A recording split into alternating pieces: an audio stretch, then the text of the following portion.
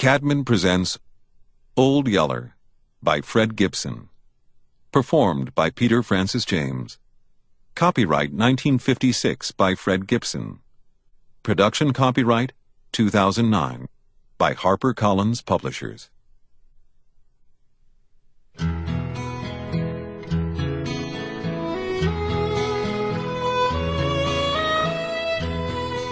Chapter 1. We called him Old Yeller. The name had a sort of double meaning. One part meant that his short hair was a dingy yellow, a color that we called yeller in those days.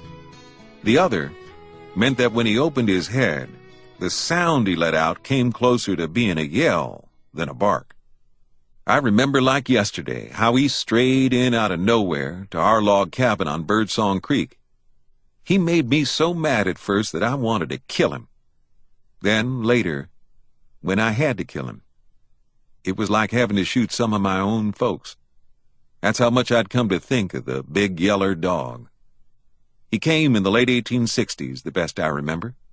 Anyhow, it was the year that Papa and a bunch of other Salt Lick settlers formed a pool herd of their little separate bunches of steers and trailed them to the new cattle market at Abilene, Kansas. This was to get cash money, a thing that all Texans were short of in those years right after the Civil War.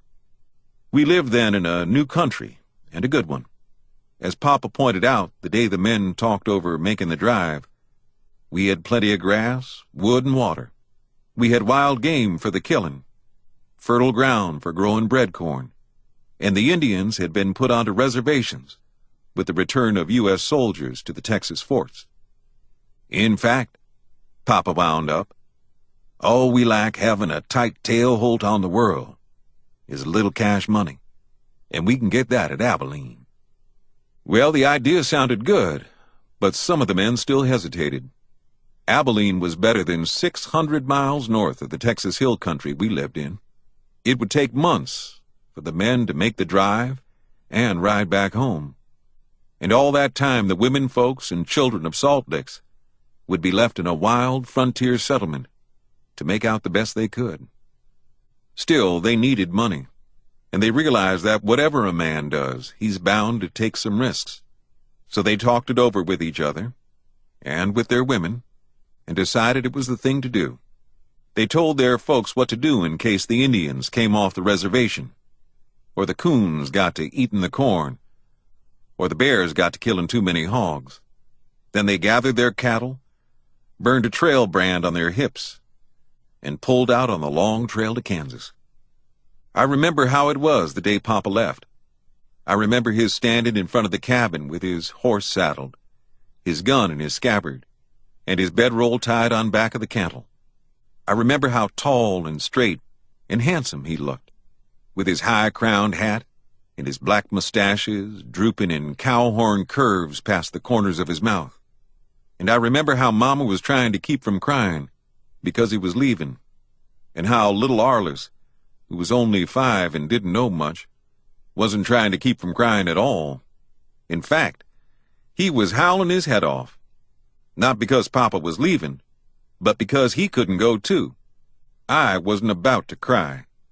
I was 14 years old, pretty near a grown man. I stood back and didn't let on for a minute that I wanted to cry. Papa got through loving up Mama and little Arliss and mounted his horse. I looked up at him. He motioned for me to come along, so I walked beside his horse down the trail that led under the big live oaks and past the spring. When he'd gotten out of hearing of the house, Papa reached down and put a hand on my shoulder. "Now, Travis," he said, "you're getting to be a big boy, and while I'm gone, you'll be the man of the family. I want you to act like one. You take care of Mama and little Arliss. You look after the work and don't wait around for your Mama to point out what needs to be done. Think you can do that?" "Yes, sir," I said. "Now, there's the cows to milk and wood to cut, and young pigs to mark and fresh meat to shoot. But mainly there's the corn patch. If you don't work it right, or if you let the varmints eat up the roasting ears, we'll be without bread corn for the winter." "Yes, sir," I said. All right, boy. I'll be seeing you this fall. I stood there and let him ride on. There wasn't any more to say. Suddenly I remembered and went running down the trail after him, calling for him to wait. He pulled up his horse and twisted around in the saddle.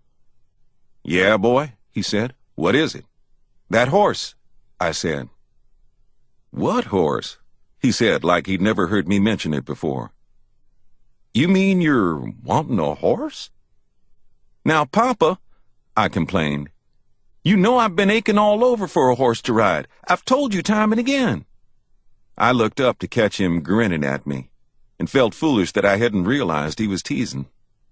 "What you're needing worse than a horse is a good dog." "Yes, sir," I said, "but a horse is what I'm wanting the worst." "All right," he said. "You act a man's part while I'm gone, and I'll see that you get a man's horse to ride when I sell the cattle. I think we can shake on that deal." He reached out his hand and we shook. It was the first time I'd ever shaken hands like a man. It made me feel big and solemn and important in a way I'd never felt before. I knew then that I could handle whatever needed to be done while Papa was gone. I turned and started back up the trail toward the cabin. I guessed maybe Papa was right. I guessed I could use a dog.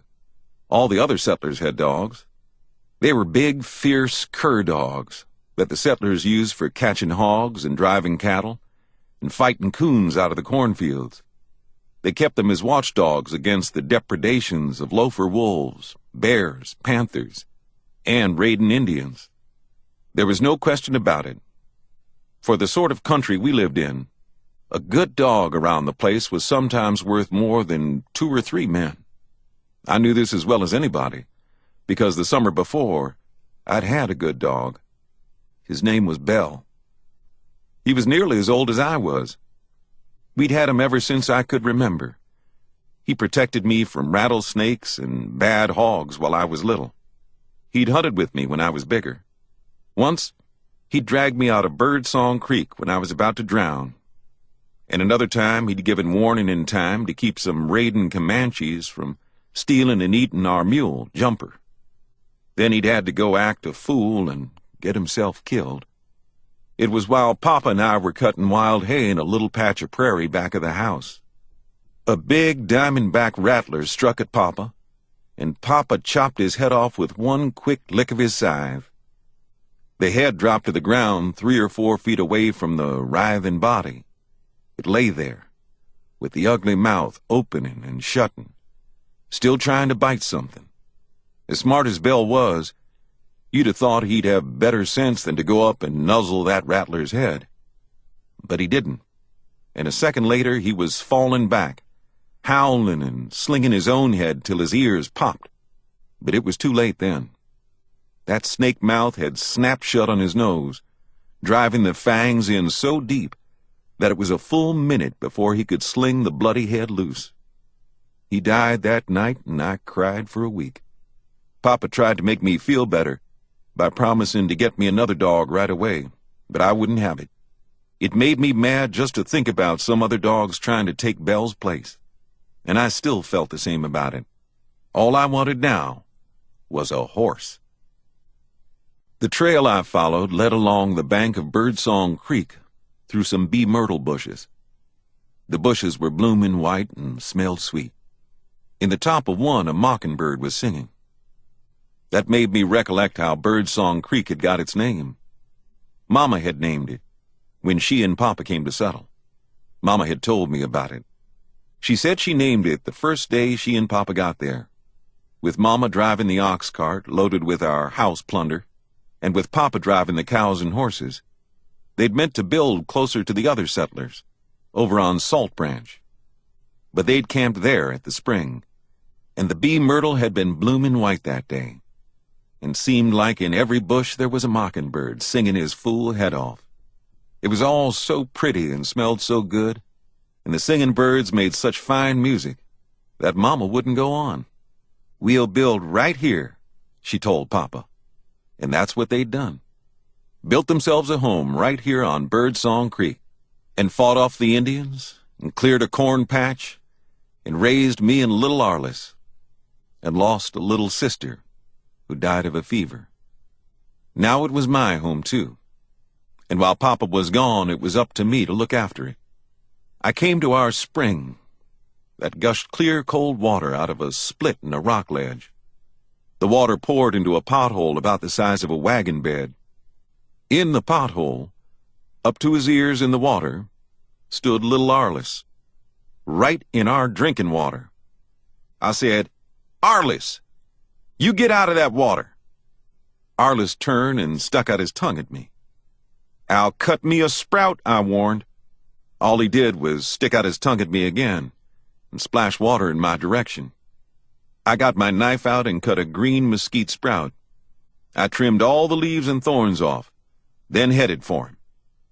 Arliss saw then that I meant business. He came lunging up out of the pool, knocking water all over his clothes lying on the bank.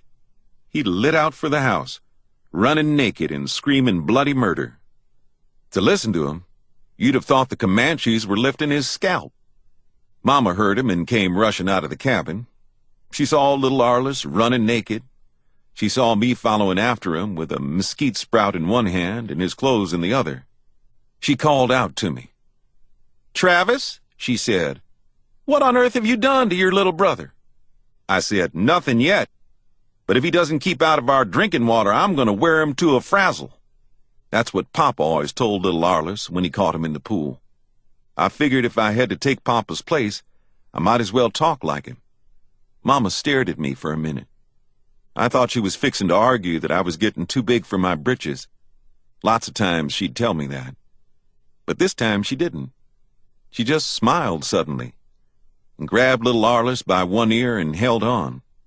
He went to hollering and jumping up and down and trying to pull away, but she held on till I got there with his clothes. She put them on him and told him, "Look here, young squirrel, you better listen to your big brother Travis if you want to keep out of trouble." Then she made him go sit still a while in the dog run. The dog run was an open roofed-over space between the two rooms of our log cabin. It was a good place to eat watermelons in the hot summer, or to sleep when the night breezes weren't strong enough to push through the cracks between the cabin logs. Sometimes we hung up fresh-killed meat there to cool out. Little Arliss sat in the dog run and sulked while I packed water from the spring. I packed the water in a bucket that Papa had made out of the hide of a cow's leg. I poured the water into the ash hopper that stood beside the cabin. That was so the water could trickle down through the wood ashes and become lye water. Later, Mama would mix this lye water with hog fat and boil it in an iron pot when she wanted to make soap. When I went to cut wood for Mama, though, little Arliss left the dog run to come watch me work. Like always, he stood in exactly the right place for the chips from my axe to fly up and maybe knock his eyeballs out. I said, "You better skin out for that house, you little scamp." He skinned out, too, just like I told him, without even sticking out his tongue at me this time. And he sat right there till Mama called us to dinner. After dinner, I didn't wait for Mama to tell me that I needed to finish running out the corn middles. I got right up from the table and went out and hooked Jumper to the double shovel. I started in plowing where Papa had left off the day before. I figured that if I got an early start, I could finish the corn patch by sundown. Jumper was a dun mule with a narrow black stripe running along his backbone between his mane and tail. Papa had named him Jumper because nobody yet had ever built a fence he couldn't jump over. Papa claimed Jumper could clear the moon if he took a notion to see the other side of it. Jumper was a pretty good mule, though. He was gentle to ride, you could pack in fresh meat on him, and he was willing about pulling a plow. Only sometimes when I plowed him and he decided quitting time had come, he'd stop work right then. Maybe we'd be out in the middle of the field when Jumper got the notion that it was time to quit for dinner. Right then, he'd swing around and head for the cabin, dragging down corn with the plow and paying no mind whatever to my hauling back on the reins and hollering, "Whoa!" Late that evening, Jumper tried to pull that stunt on me again. But I was laying for him. With Papa gone, I knew I had to teach Jumper a good lesson. I'd been plowing all afternoon, holding a green cedar club between the plow handles. I still lacked 3 or 4 corn rows being finished when sundown came, and Jumper decided it was quitting time. He let out a long bray and started wringing his tail. He left the middle he was traveling in. He struck out through the young corn, headed for the cabin. I didn't even holler whoa at him. I just threw the looped reins off my shoulder and ran up beside him. I drew back my green cedar club and whacked him so hard across the jawbone that I nearly dropped him in his tracks. You never saw a worse surprised mule. He snorted, started to run, then just stood there and stared at me, like maybe he couldn't believe that I was man enough to club him that hard. I drew back my club again. "Jumper," I said, "if you don't get back there and finish this plowing job, you're going to get more of the same. You understand?" I guess he understood all right. Anyhow, from then on till we were through, he stayed right on the job. The only thing he did different from what he'd have done with Papa was to travel with his head turned sideways, watching me every step of the way. When finally I got to the house, I found that Mama had done the milking, and she and little Arliss were waiting supper on me, just like we generally waited for Papa when he came in late. I crawled into bed with little Arliss that night, feeling pretty satisfied with myself. Our bed was a corn shuck mattress, laid over a couple of squared-up cowhides that had been laced together. The cowhide stood about 2 feet off the dirt floor, stretched tight inside a pole frame Papa had built in one corner of the room. I lay there and listened to the corn shucks squeak when I breathed, and to the owls hooting in the timber along Birdsong Creek. I guessed I'd made a good start. I'd done my work without having to be told. I'd taught little Arliss and Jumper that I wasn't to be trifled with, and Mama could already see that I was man enough to wait supper on. I guessed that I could handle things while Papa was gone, just about as good as he could. Chapter 2. It was the next morning when the big Yeller dog came. I found him at daylight, when Mama told me to step out to the dog run and cut down a side of middling meat hanging to the pole rafters. The minute I opened the door and looked up, I saw that the meat was gone. It had been tied to the rafter with bear grass blades braided together for string. Now, nothing was left hanging to the pole but the frazzled ends of the snapped blades. I looked down then. At the same instant, a dog rose from where he'd been curled up on the ground beside the barrel that held our cornmeal. He was a big, ugly, slick-haired Yeller dog. One short ear had been chewed clear off, and his tail had been bobbed so close to his rump that there was hardly stub enough left to wag. But the most noticeable thing to me about him was how thin and starved-looking he was. All but for his belly. His belly was swelled up as tight and round as a pumpkin. It wasn't hard to tell how come that belly was so full. All I had to do was look at the piece of curled-up rind lying in the dirt beside him, with all the meat gnawed off. That side of meat had been a big one, but now there wasn't enough meat left on the rind to interest a pack rat. Well, to lose the only meat we had left from last winter's hog butchering was bad enough. But what made me even madder was the way the dog acted. He didn't even have the manners to feel ashamed of what he'd done. He rose to his feet, stretched, yawned, then came romping toward me, wiggling that stubbed tail and yelling, "Yaw, yaw, yaw," just like he belonged there, and I was his best friend. "Why, you thieving rascal," I shouted, and kicked at him as hard as I could. He ducked just in time so that I missed him by a hair. But nobody could have told I missed, after the way he fell over on the ground and lay there with his belly up and his 4 feet in the air, squalling and bellering at the top of his voice. From the racket he made, you'd have thought I had a club and was breaking every bone in his body. Mama came running to stick her head through the door and say, "What on earth, Travis?" "Why, this old stray dog has come and eaten our middling meat clear up," I said. I aimed another kick at him. He was quick and rolled out of reach again, just in time, then fell back to the ground and lay there, yelling louder than ever. Then out came little Arliss. He was naked, like he always slept in the summer. He was hollering, "A dog! A dog!" He ran past me and fell on the dog and petted him till he quit howling, then turned on me, fighting mad. "You quit kicking my dog!" he yelled fiercely. "You kick my dog and I'll wear you to a frazzle." The battling stick that Mama used to beat the dirt out of clothes when she washed stood leaning against the wall. Now little Arliss grabbed it up in both hands and came at me, swinging. It was such a surprise move, little Arliss making fight at me that way, that I just stood there with my mouth open and let him clout me a good one before I thought to move. Then Mama stepped in and took the stick away from him. Arliss turned on her, ready to fight with his bare fists. Then he decided against it and ran and put his arms around the big dog's neck. He began to yell, "He's my dog! You can't kick him! He's my dog!" The big dog was back up on his feet now, wagging his stubbed tail again, and licking the tears off Arliss's face with his pink tongue. Mama laughed. "Well, Travis," she said, "it looks like we've got us a dog."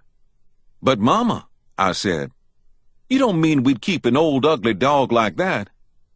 One that will come in and steal meat right out of the house?" "Well, maybe we can't keep him," Mama said. "Maybe he belongs to somebody around here who will want him back." "He doesn't belong to anybody in the settlement," I said. "I know every dog at Salt Licks." "Well then," Mama said, "if he's a stray, there's no reason why little Arliss can't claim him. And you'll have to admit, he's a smart dog. Mighty few dogs have sense enough to figure out a way to reach a side of meat hanging that high.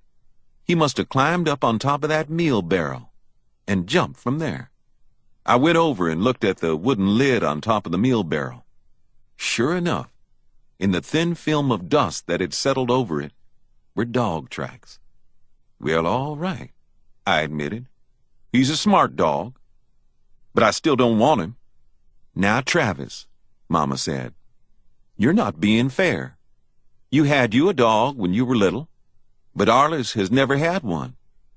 He's too little for you to play with, and he gets lonely." I didn't say any more. When Mama got her mind set a certain way, there was no use in arguing with her.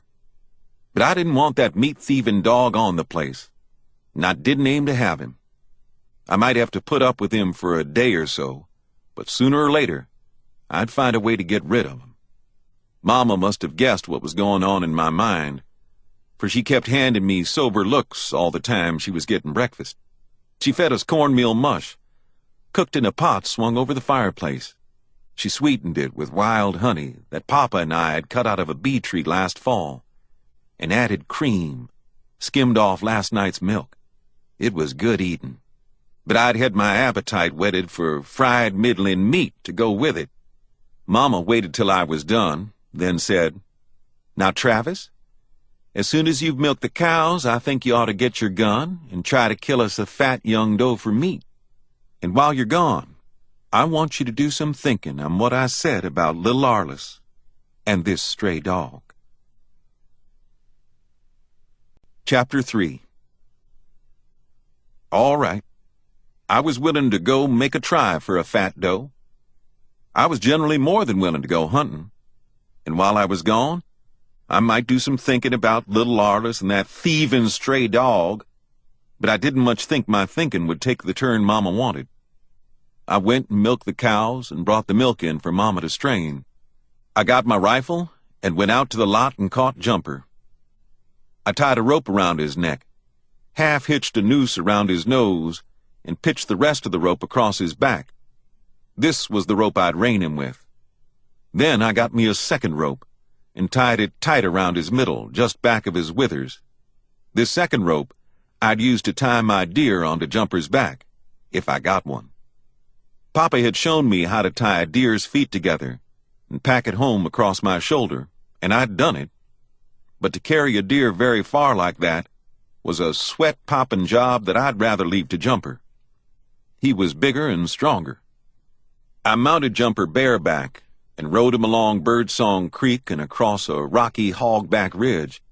I thought how fine it would be if I was riding my own horse instead of an old mule.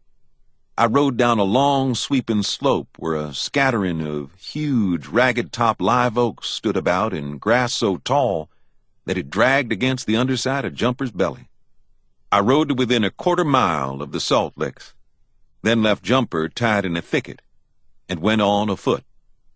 I couldn't take Jumper close to the licks for a couple of reasons. In the first place, he'd get to swishing his tail and stomping his feet at flies and maybe scare off my game. On top of that, he was gun-shy. Fire a gun close to Jumper, and he'd fall to staves. He'd snort and wheel to run and fall back against his tie rope trying to break loose. He'd bawl and paw the air and take on like he'd been shot. When it came to gunfire, Jumper didn't have any more sense than a red ant in a hot skillet. It was a fine morning for hunting, with the air still and the rising sun shining bright on the tall green grass and the greener leaves of the timber. There wasn't enough breeze blowing for me to tell the wind direction, so I licked one finger and held it up. Sure enough, the side next to me cooled first. That meant that what little push there was to the air was away from me, toward the salt licks, which wouldn't do at all. No deer would come to the licks if he caught wind of me first.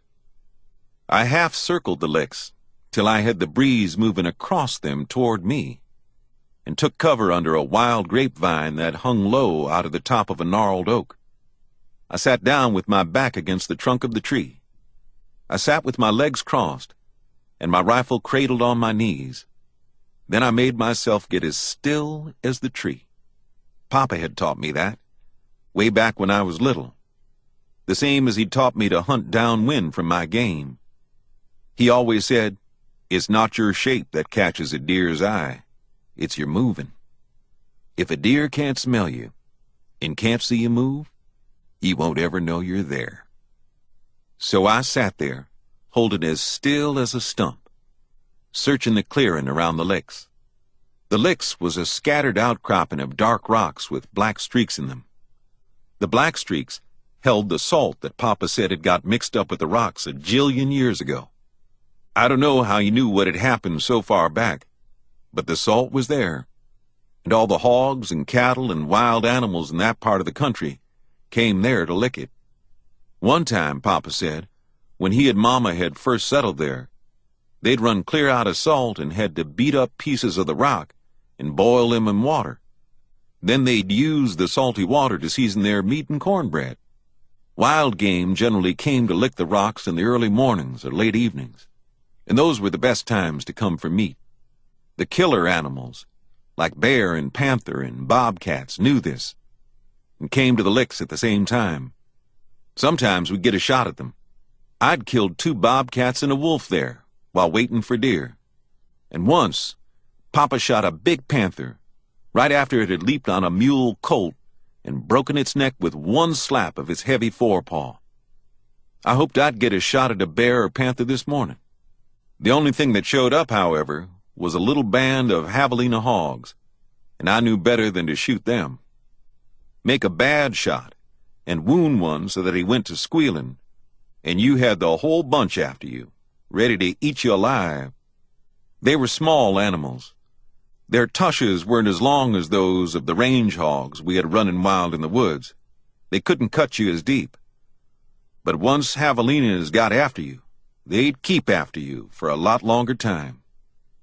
Once Jed Simpson's boy, Rosal, shot into a bunch of javelinas, and they took after him. They treed him up a mesquite and kept him there from early morning till long after supper time. The mesquite was a small one, and they nearly chewed the trunk of it in 2 trying to get to him. After that, Rosa was willing to let the javelinas alone. The javelinas moved away, and I saw some bob-white quail feed into the opening around the licks. Then here came 3 cows, with young calves and a roan bull. They stood and licked at the rocks. I watched them a while. Then got to watching a couple of squirrels playing in the top of a tree close to the one I sat under. The squirrels were running and jumping and chattering and flashing their tails in the sunlight. One would run along a tree branch, then take a flying leap to the next branch. There it would sit, fussing, and wait to see if the second one had the nerve to jump that far. When the second squirrel did, the first one would set up an excited chatter and make a run for a longer leap. Sure enough, after a while, the leader tried to jump a gap that was too wide. He missed his branch, clawed at some leaves, and came tumbling to the ground. The second squirrel went to dancing up and down on his branch then, chattering louder than ever. It was plain that he was getting a big laugh out of how that show-off squirrel had made such a fool of himself. The sight was so funny that I laughed myself. And that's where I made my mistake. Where the doe had come from, or how she ever got so close without my seeing her, I don't know. It was like she'd suddenly lit down out of the air like a buzzard, or risen right up out of the bare ground around the rocks. Anyhow, there she stood, staring straight at me, sniffing and snorting and stomping her 4 feet against the ground. She couldn't have scented me, and I hadn't moved. But I had laughed out loud a little at those squirrels, and that sound had warned her. Well, I couldn't lift my gun then, with her staring straight at me. She'd see the motion and take a scare. And while Papa was a good enough shot to down a running deer, I'd never tried it, and didn't much think I could. I figured it was smarter to wait. Maybe she'd quit staring at me after a while and give me a chance to lift my gun. But I waited and waited, and still she kept looking at me, trying to figure me out. Finally, she started coming toward me. She'd take one dancing step, and then another, and bob her head and flap her long ears about, then start moving toward me again. I didn't know what to do. It made me nervous, the way she kept coming at me. Sooner or later, she was bound to make out what I was. Then she'd whirl and be gone before I could draw a bead on her. She kept doing me that way, till finally my heart was flopping around inside my chest like a catfish in a wet sack. I could feel my muscles tightening up all over. I knew then that I couldn't wait any longer. It was either shoot or bust wide open, so I whipped my gun up to my shoulder. Like I figured, she snorted and wheeled, so fast that she was just a brown blur against my gun sights. I pressed the trigger, hoping my aim was good.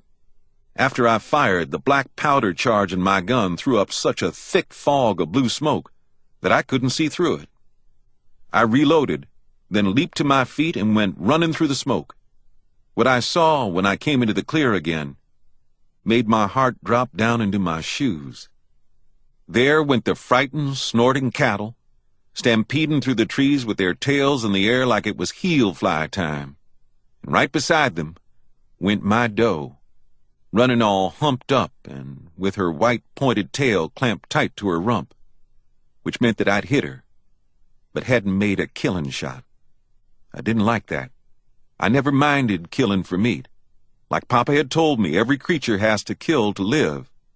But to wound an animal was something else, especially one as pretty and harmless as a deer. It made me sick to think of the does escaping, maybe to hurt for days, before she finally died. I swung my gun up, hoping yet to get in a killing shot, but I couldn't fire on account of the cattle. They were too close to the deer. I might kill one of them. Then suddenly the doe did a surprising thing. Way down in the flat there, nearly out of sight, she ran head-on into the trunk of a tree, like she was stone blind. I saw the flash of her light-colored belly as she went down. I waited. She didn't get up. I tore out, running through the chin-tall grass as fast as I could. When finally I reached the place, all out of breath, I found her, lying dead, with a bullet hole through her middle, right where it had to have shattered the heart. Suddenly I wasn't sick anymore. I felt big and strong and sure of myself. I hadn't made a bad shot. I hadn't caused an animal a lot of suffering. All I'd done was get meat for the family, shooting it on the run, just like Papa did. I rode toward the cabin, sitting behind the gutted doe that I'd tied across Jumper's back. I rode feeling proud of myself as a hunter and a provider for the family. Making a killing shot like that on a moving deer made me feel bigger and more important. Too big and important, I guess, to fuss with little Arliss about that old Yeller dog. I still didn't think much of the idea of keeping him. But I guess that when you're nearly a man, you have to learn to put up with a lot of aggravation from little old bitty kids. Let Arliss keep the thieving rascal. I guessed I could provide enough meat for him, too. That's how I was feeling when I crossed Birdsong Creek and rode up to the spring under the trees below the house. Then suddenly, I felt different. That's when I found little Arliss in the pool again. And in there with him was the big Yeller dog. That dirty, stinking rascal romping around in our drinking water. "Arliss!" I yelled at little Arliss. "You get that nasty old dog out of the water."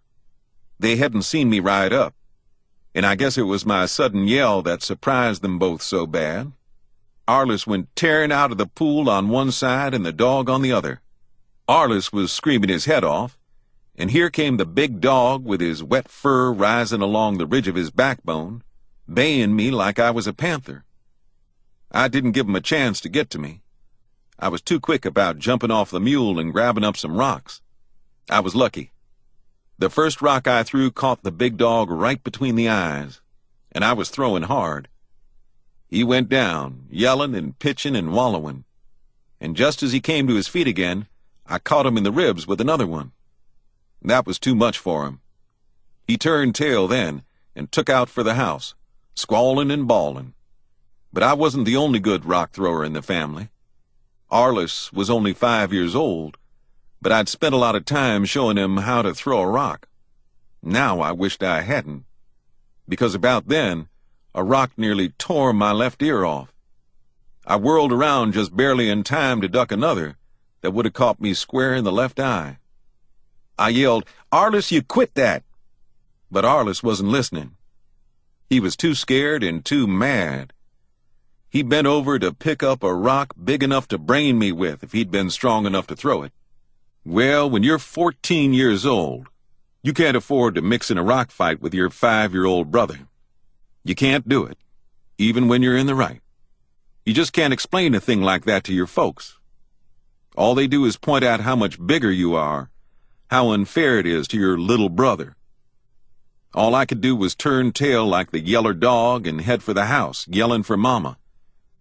And right after me came little Arliss, naked and running as fast as he could, doing his dead-level best to get close enough to hit me with the big rock he was packing. I outran him, of course. And then here came Mama, running so fast that her long skirts were flying and calling out, "What on earth, boys?" I hollered, "You better catch that Arliss," as I ran past her. And she did. But little Arliss was so mad that I thought for a second he was going to hit her with the rock before she could get it away from him. Well, it all wound up about like I figured. Mama switched little Arliss for playing in our drinking water. Then she blessed me out good and proper for being so bossy with him. And the big Yeller dog that had caused all the trouble got off scot-free. It didn't seem right and fair to me. How could I be the man of the family if nobody paid any attention to what I thought or said? I went and led Jumper up to the house. I hung the doe in the live oak tree that grew beside the house and began skinning it and cutting up the meat. I thought of the fine shot I'd made and knew it was worth bragging about to Mama. But what was the use? She wouldn't pay me any mind, not until I did something she thought I shouldn't have done. Then she'd treat me like I wasn't any older than little Arliss. I sulked and felt sorry for myself all the time I worked with the meat. The more I thought about it, the madder I got at the big Yeller dog. I hung the fresh cuts of venison up in the dog run, right where old Yeller had stolen the hog meat the night he came. I did it for a couple of reasons. To begin with, That was the handiest and coolest place we had for hanging fresh meat. On top of that, I was looking for a good excuse to get rid of that dog. I figured if he stole more of our meat, Mama would have to see that he was too sorry and no account to keep. But old Yeller was too smart for that. He gnawed around on some of the deer's leg bones that Mama threw away. But not once did he ever even act like he could smell the meat we'd hung up. Chapter 4.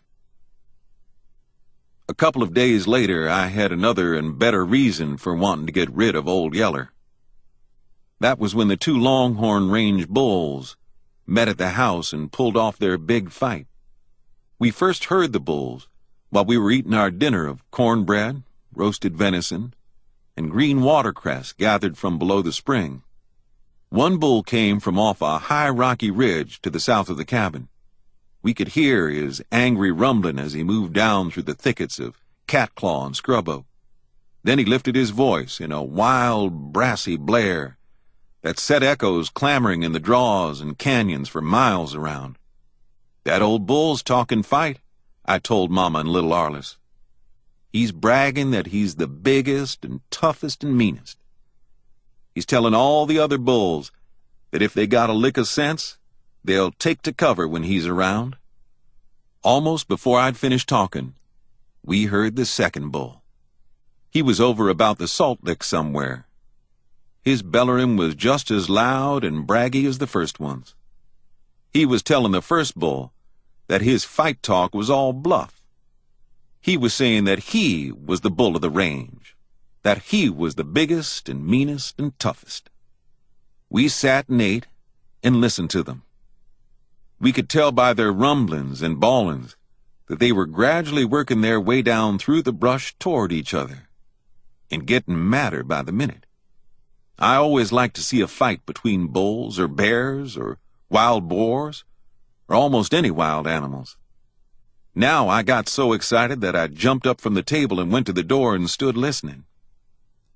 I'd made up my mind that if the bulls met and started a fight, I was going to see it.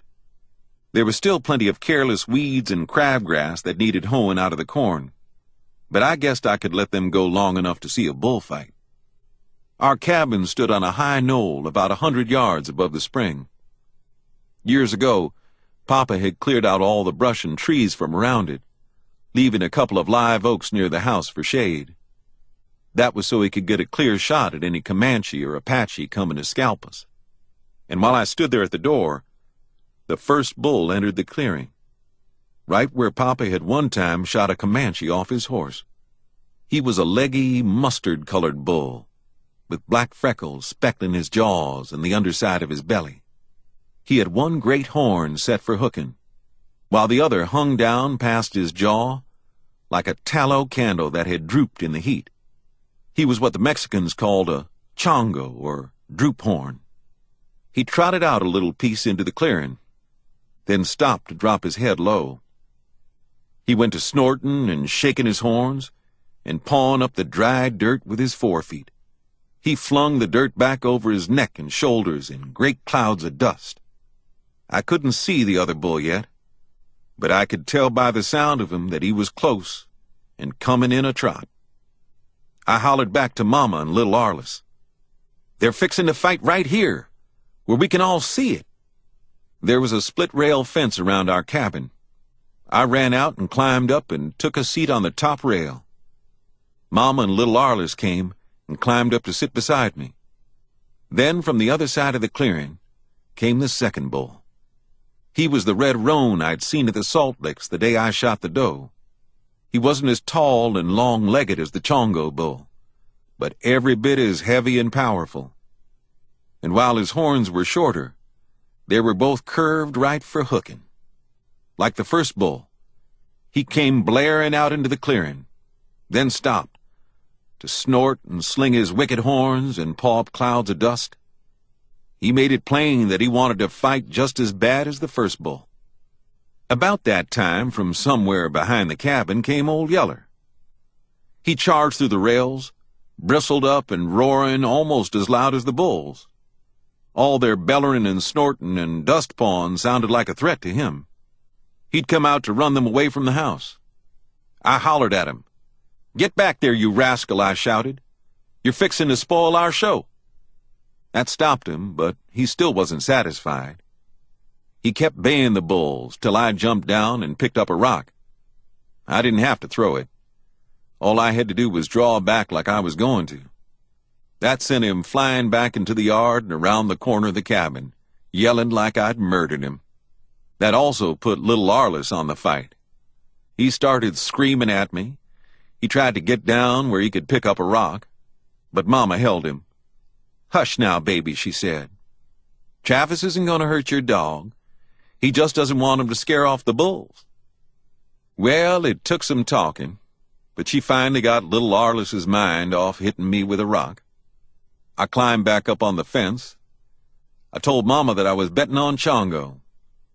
She said she was betting her money on Roni, because he had 2 fighting horns. We sat there and watched the bulls get ready to fight, and talked and laughed and had ourselves a real good time. We never once thought about being in any danger. When we learned different, it was nearly too late. Suddenly, Chongo quit pawing the dirt and flung his tail into the air. "Look out," I shouted. "Here it comes." Sure enough, Chongo charged, pounding the hard pan with his feet and roaring his mightiest. And here came Roni to meet him, charging with his head low and his tail high in the air. I let out an excited yell. They met head-on with a loud crash of horns and a jar so solid that it seemed like I could feel it clear up there on the fence. Roni went down. I yelled louder, thinking Chongo was winning. A second later, though, Roni was back on his feet and charging through the cloud of dust their hooves had churned up. He caught Chongo broadside. He slammed his sharp horns up to the hilt in the shoulder of the mustard-colored bull. He drove against him so fast and hard that Chongo couldn't wheel away. All he could do was barely keep on his feet by giving ground. And here they came, straight for our rail fence. "Land sakes!" Mama cried suddenly, and leaped from the fence, dragging little Arliss down after her. But I was too excited about the fight. I didn't see the danger in time. I was still astride the top rail when the struggling bulls crashed through the fence, splintering the posts and rails, and toppling me to the ground almost under them. I lunged to my feet, wild with scare, and got knocked flat on my face in the dirt. I sure thought I was a goner. The roaring of the bulls was right in my ears. The hot, reeking scent of their blood was in my nose. The bone-crashing weight of their hoofs was stomping all around and over me, churning up such a fog of dust that I couldn't see a thing. Then suddenly, Mama had me by the hand and was dragging me out from under, yelling in a scared voice, "Run, Travis, run!" Well, she didn't have to keep hollering at me. I was running as fast as I ever hoped to run. And with her running faster and dragging me along by the hand, we scooted through the open cabin door just about a quick breath before Roni slammed Chongo against it. They hit so hard that the whole cabin shook. I saw great big chunks of dried mud chinking fall from between the logs. There for a second, I thought Chongo was coming through that door, right on top of us. But turned broadside like he was too big to be shoved through such a small opening. Then a second later, he got off Roni's horns somehow and wheeled on him. Here they went then, down alongside the cabin wall, roaring and stomping and slamming their heels against the logs. I looked at Mama and little Arliss. Mama's face was as white as a bedsheet. For once, little Arliss was so scared that he couldn't scream. Suddenly, I wasn't scared anymore. I was just plain mad. I reached for a braided rawhide whip that hung in a coil on a wooden peg driven between the logs. That scared Mama still worse. "Oh, no, Travis," she cried. "Don't go out there." "They're fixing to tear down the house, Mama," I said. "But they might run over you," Mama argued. The bulls crashed into the cabin again. They grunted and strained and roared. Their horns and hoofs clattered against the logs. I turned and headed for the door. Looked to me like they'd kill us all if they ever broke through those log walls. Mama came running to grab me by the arm. "Call the dog," she said. "Put the dog after them." Well, that was a real good idea. I was half aggravated with myself because I hadn't thought of it. Here was a chance for the old Yeller dog to pay back for all the trouble he'd made around the place.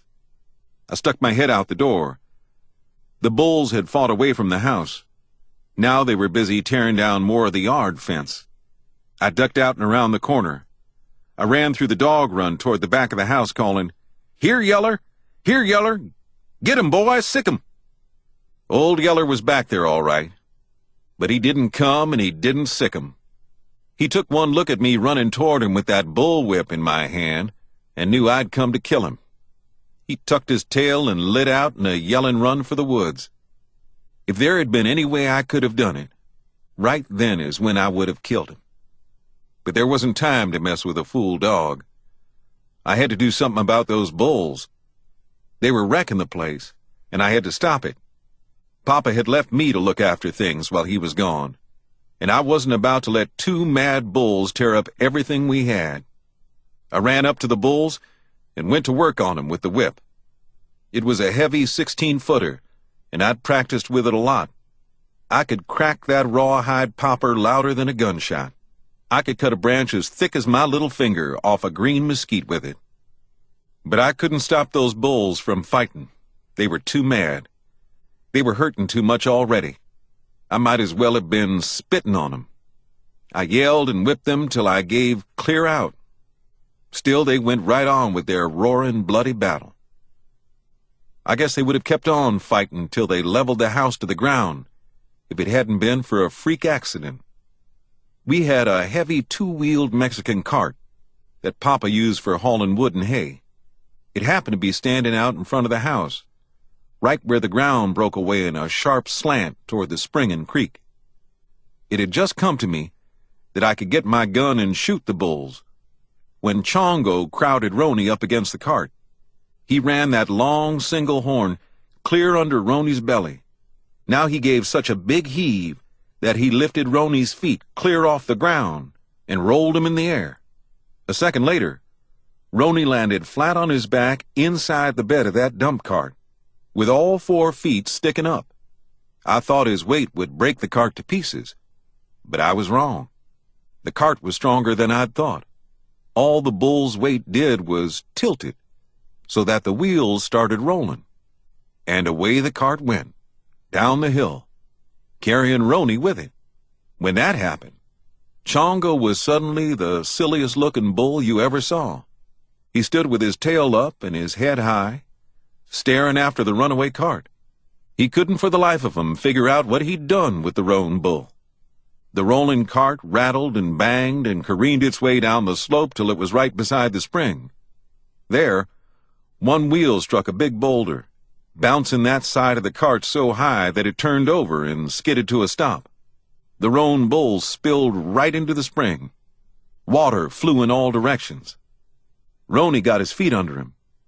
He scrambled up out of the hole, but I guess that cart ride and sudden wetting had taken all the fight out of him.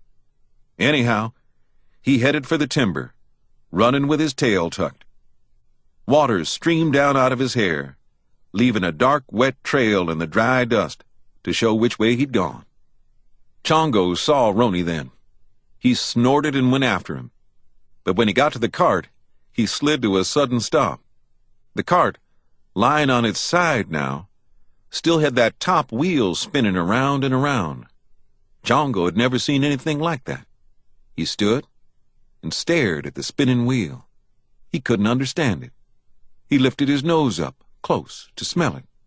Finally, he reached out a long tongue to lick and taste it. That was a bad mistake. I guess the iron tire on the spinning wheel was roughed up pretty badly, and maybe had chips of broken rock and gravel stuck to it. Anyhow, from the way Chongo acted, it must have scraped all the hide off his tongue. Chongo bawled and went running backward. He whirled away so fast that he lost his footing and fell down. He came to his feet and took out in the opposite direction from the roan bull. He ran, slinging his head and flopping his long tongue around, bawling like he'd stuck it into a bear trap. He ran with his tail clamped just as tight as the roan bull's. It was enough to make you laugh your head off, the way both of those bad bulls had gotten the wits scared clear out of them, each one thinking he'd lost the fight. But they sure had made a wreck of the yard fence. Chapter 5. That little Arliss, if he wasn't a mess. From the time he'd grown up big enough to get out of the cabin, he'd made a practice of trying to catch and keep every living thing that ran, flew, jumped, or crawled. Every night before Mama let him go to bed, she'd make Arliss empty his pockets of whatever he'd captured during the day. Generally, it would be a tangled-up mess of grasshoppers and worms and praying bugs and little rusty tree lizards. One time, he brought in a horned toad that got so mad he swelled out round and flat as a Mexican tortilla and bled at the eyes. Sometimes it was stuff like a young bird that had fallen out of its nest before it could fly, or a green-speckled spring frog, or a striped water snake. And once, he turned out of his pocket a wadded-up baby copperhead that nearly threw Mama into spasms. We never did figure out why the snake hadn't bitten him, but Mama took no more chances on snakes. She switched Arliss hard for catching that snake. Then she made me spend better than a week taking him out and teaching him to throw rocks and kill snakes. That was all right with little Arliss. If Mama wanted him to kill his snakes first, he'd kill them. But that didn't keep him from sticking them in his pockets along with everything else he'd captured that day. The snakes might be stinking by the time Mama called on him to empty his pockets, but they'd be dead. Then, after the Yeller dog came, little Arliss started catching even bigger game, like cottontail rabbits and chaparral birds, and a baby possum that sulked and lay like dead for the first several hours, until he finally decided that Arliss wasn't going to hurt him. Of course, it was old Yeller that was doing the catching. He'd run the game down and turn it over to little Arliss. Then little Arliss could come in and tell Mama a big fib about how he caught it himself. I watched them one day when they caught a blue catfish out of Birdsong Creek. The fish had fed out into waters so shallow that his top fin was sticking out. About the time I saw it, old Yeller and little Arliss did too. They made a run at it. The fish went scooting away toward deeper water, only Yeller was too fast for him. He pounced on the fish and shut his big mouth down over it and went romping to the bank, where he dropped it down on the grass and let it flop. And here came little Arliss to fall on it like I guess he'd been doing everything else. The minute he got his hands on it, the fish finned him, and he went to crying. But he wouldn't turn the fish loose. He just grabbed it up and went running and squalling toward the house, where he gave the fish to Mama. His hands were all bloody by then, where the fish had finned him. They swelled up and got mighty sore. Not even a mesquite thorn hurts as bad as a sharp fish fin when it's run deep into your hand. But as soon as Mama had wrapped his hands in a poultice of mashed-up prickly pear root to draw out the poison, little Arliss forgot all about his hurt. And that night, when we ate the fish for supper, he told the biggest windy I ever heard about how he dived way down into a deep hole under the rocks and dragged that fish out and nearly got drowned before he could swim to the bank with it. But when I tried to tell Mama what really happened, she wouldn't let me. "Now this is Arliss's story," she said. "You let him tell it the way he wants to." I told Mama then, I said, "Mama, that old Yeller dog is going to make the biggest liar in Texas out of little Arliss." But Mama just laughed at me, like she always laughed at little Arliss's big windies after she'd gotten off where he couldn't hear her. She said for me to let little Arliss alone. She said that if he ever told a bigger whopper than the ones I used to tell, she had yet to hear it. Well, I hushed then. If Mama wanted little Arliss to grow up to be the biggest liar in Texas, I guessed it wasn't any of my business. All of which, I figure, is what led up to little Arliss's catching the bear. I think Mama had let him tell so many big yarns about his catching live game that he'd begun to believe them himself. When it happened, I was down the creek a ways, splitting rails to fix up the yard fence where the bulls had torn it down. I'd been down there since dinner, working in a stand of tall, slim post oaks. I'd chop down a tree, trim off the branches as far up as I wanted, then cut away the rest of the top. After that, I'd start splitting the log. I'd split the log by driving steel wedges into the wood. I'd start at the big end and hammer in a wedge with the backside of my axe. This would start a little split running lengthwise of the log. Then I'd take a second wedge and drive it into this split. This would split the log further along, and at the same time loosen the first wedge. Then I'd knock the first wedge loose and move it up in front of the second one. Driving one wedge ahead of the other like that, I could finally split a log in two halves. Then I'd go to work on the halves, splitting them apart. That way, from each log, I'd come out with 4 rails. Swinging that chopping axe was sure hard work. The sweat poured off me. My back muscles ached. The axe got so heavy I could hardly swing it. My breath got harder and harder to breathe. An hour before sundown, I was worn down to a nub. It seemed like I couldn't hit another lick. Papa could have lasted till past sundown, but I didn't see how I could. I shouldered my axe and started toward the cabin, trying to think up some excuse to tell Mama to keep her from knowing I was played clear out. That's when I heard little Arliss scream. Well, little Arliss was a screamer by nature. He'd scream when he was happy and scream when he was mad, and a lot of times he'd scream just to hear himself make a noise. Generally, we paid no more mind to his screaming than we did to the gobble of a wild turkey. But this time was different. The second I heard his screaming, I felt my heart flop clear over. This time I knew little Arliss was in real trouble. I tore out up the trail leading toward the cabin. A minute before I'd been so tired out with my rail splitting that I couldn't have struck a trot, but now I raced through the tall trees in that creek bottom, covering ground like a scared wolf. Little Arliss's second scream, when it came, was louder and shriller and more frantic sounding than the first. Mixed with it was a whimpering, crying sound that I knew didn't come from him. It was a sound I'd heard before, and seemed like I ought to know what it was, but right then I couldn't place it.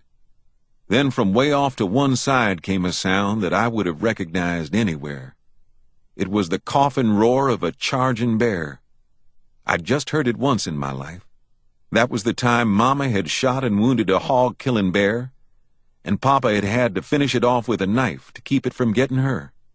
My heart went to pushing up into my throat, nearly choking off my wind. I strained for every lick of speed I could get out of my running legs. I didn't know what sort of fix little Arliss had got himself into, but I knew that it had to do with a mad bear, which was enough. The way the late sun slanted through the trees had the trail all cross-banded with streaks of bright light and dark shade. I ran through these bright and dark patches so fast that the change in light nearly blinded me. Then suddenly, I raced out into the open where I could see ahead, and what I saw sent a chill clear through to the marrow of my bones. There was little Arliss, down in that spring hole again. He was lying half in and half out of the water, holding on to the hind leg of a little black bear cub no bigger than a small coon. The bear cub was out on the bank, whimpering and crying and clawing the rocks with all 3 of his other feet, trying to pull away. But little Arliss was holding on for all he was worth, scared now and screaming his head off, too scared to let go. How the bear cub ever came to prowl close enough for little Arliss to grab him, I don't know. And why he didn't turn on him and bite loose, I couldn't figure out either. Unless he was like little Arliss, too scared to think. But all of that didn't matter now. What mattered was the bear cub's mama. She'd heard the cries of her baby and was coming to save him. She was coming so fast that she had the brush popping and breaking as she crashed through and over it. I could see her black heavy figure piling off down the slant on the far side of Birdsong Creek. She was roaring mad and ready to kill. And worst of all, I could see that I'd never get there in time. Mama couldn't either. She'd heard Arliss too. And here she came from the cabin, running down the slant toward the spring, screaming at Arliss, telling him to turn the bear cub loose. But little Arliss wouldn't do it. All he'd do was hang with that hind leg and let out one shrill shriek after another as fast as he could suck in a breath. Now the she-bear was charging across the shallows in the creek. She was knocking sheets of water high in the bright sun, charging with her fur up and her long teeth bared, filling the canyon with that awful coughing roar. And no matter how fast Mama ran or how fast I ran, the she-bear was going to get there first. I think I nearly went blind then, picturing what was going to happen to little Arliss. I know that I opened my mouth to scream, and not any sound came out. Then, just as the bear went lunging up the creek bank toward little Arliss and her cub, a flash of yellow came streaking out of the brush. It was that big Yeller dog. He was roaring like a mad bull. He wasn't 1/3 as big and heavy as the she-bear, but when he piled into her from one side, he rolled her clear off her feet. They went down in a wild, roaring tangle of twisting bodies and scrambling feet and slashing fangs. As I raced past them, I saw the bear lunge up to stand on her hind feet like a man, while she clawed at the body of the Yeller dog hanging to her throat. I didn't wait to see more.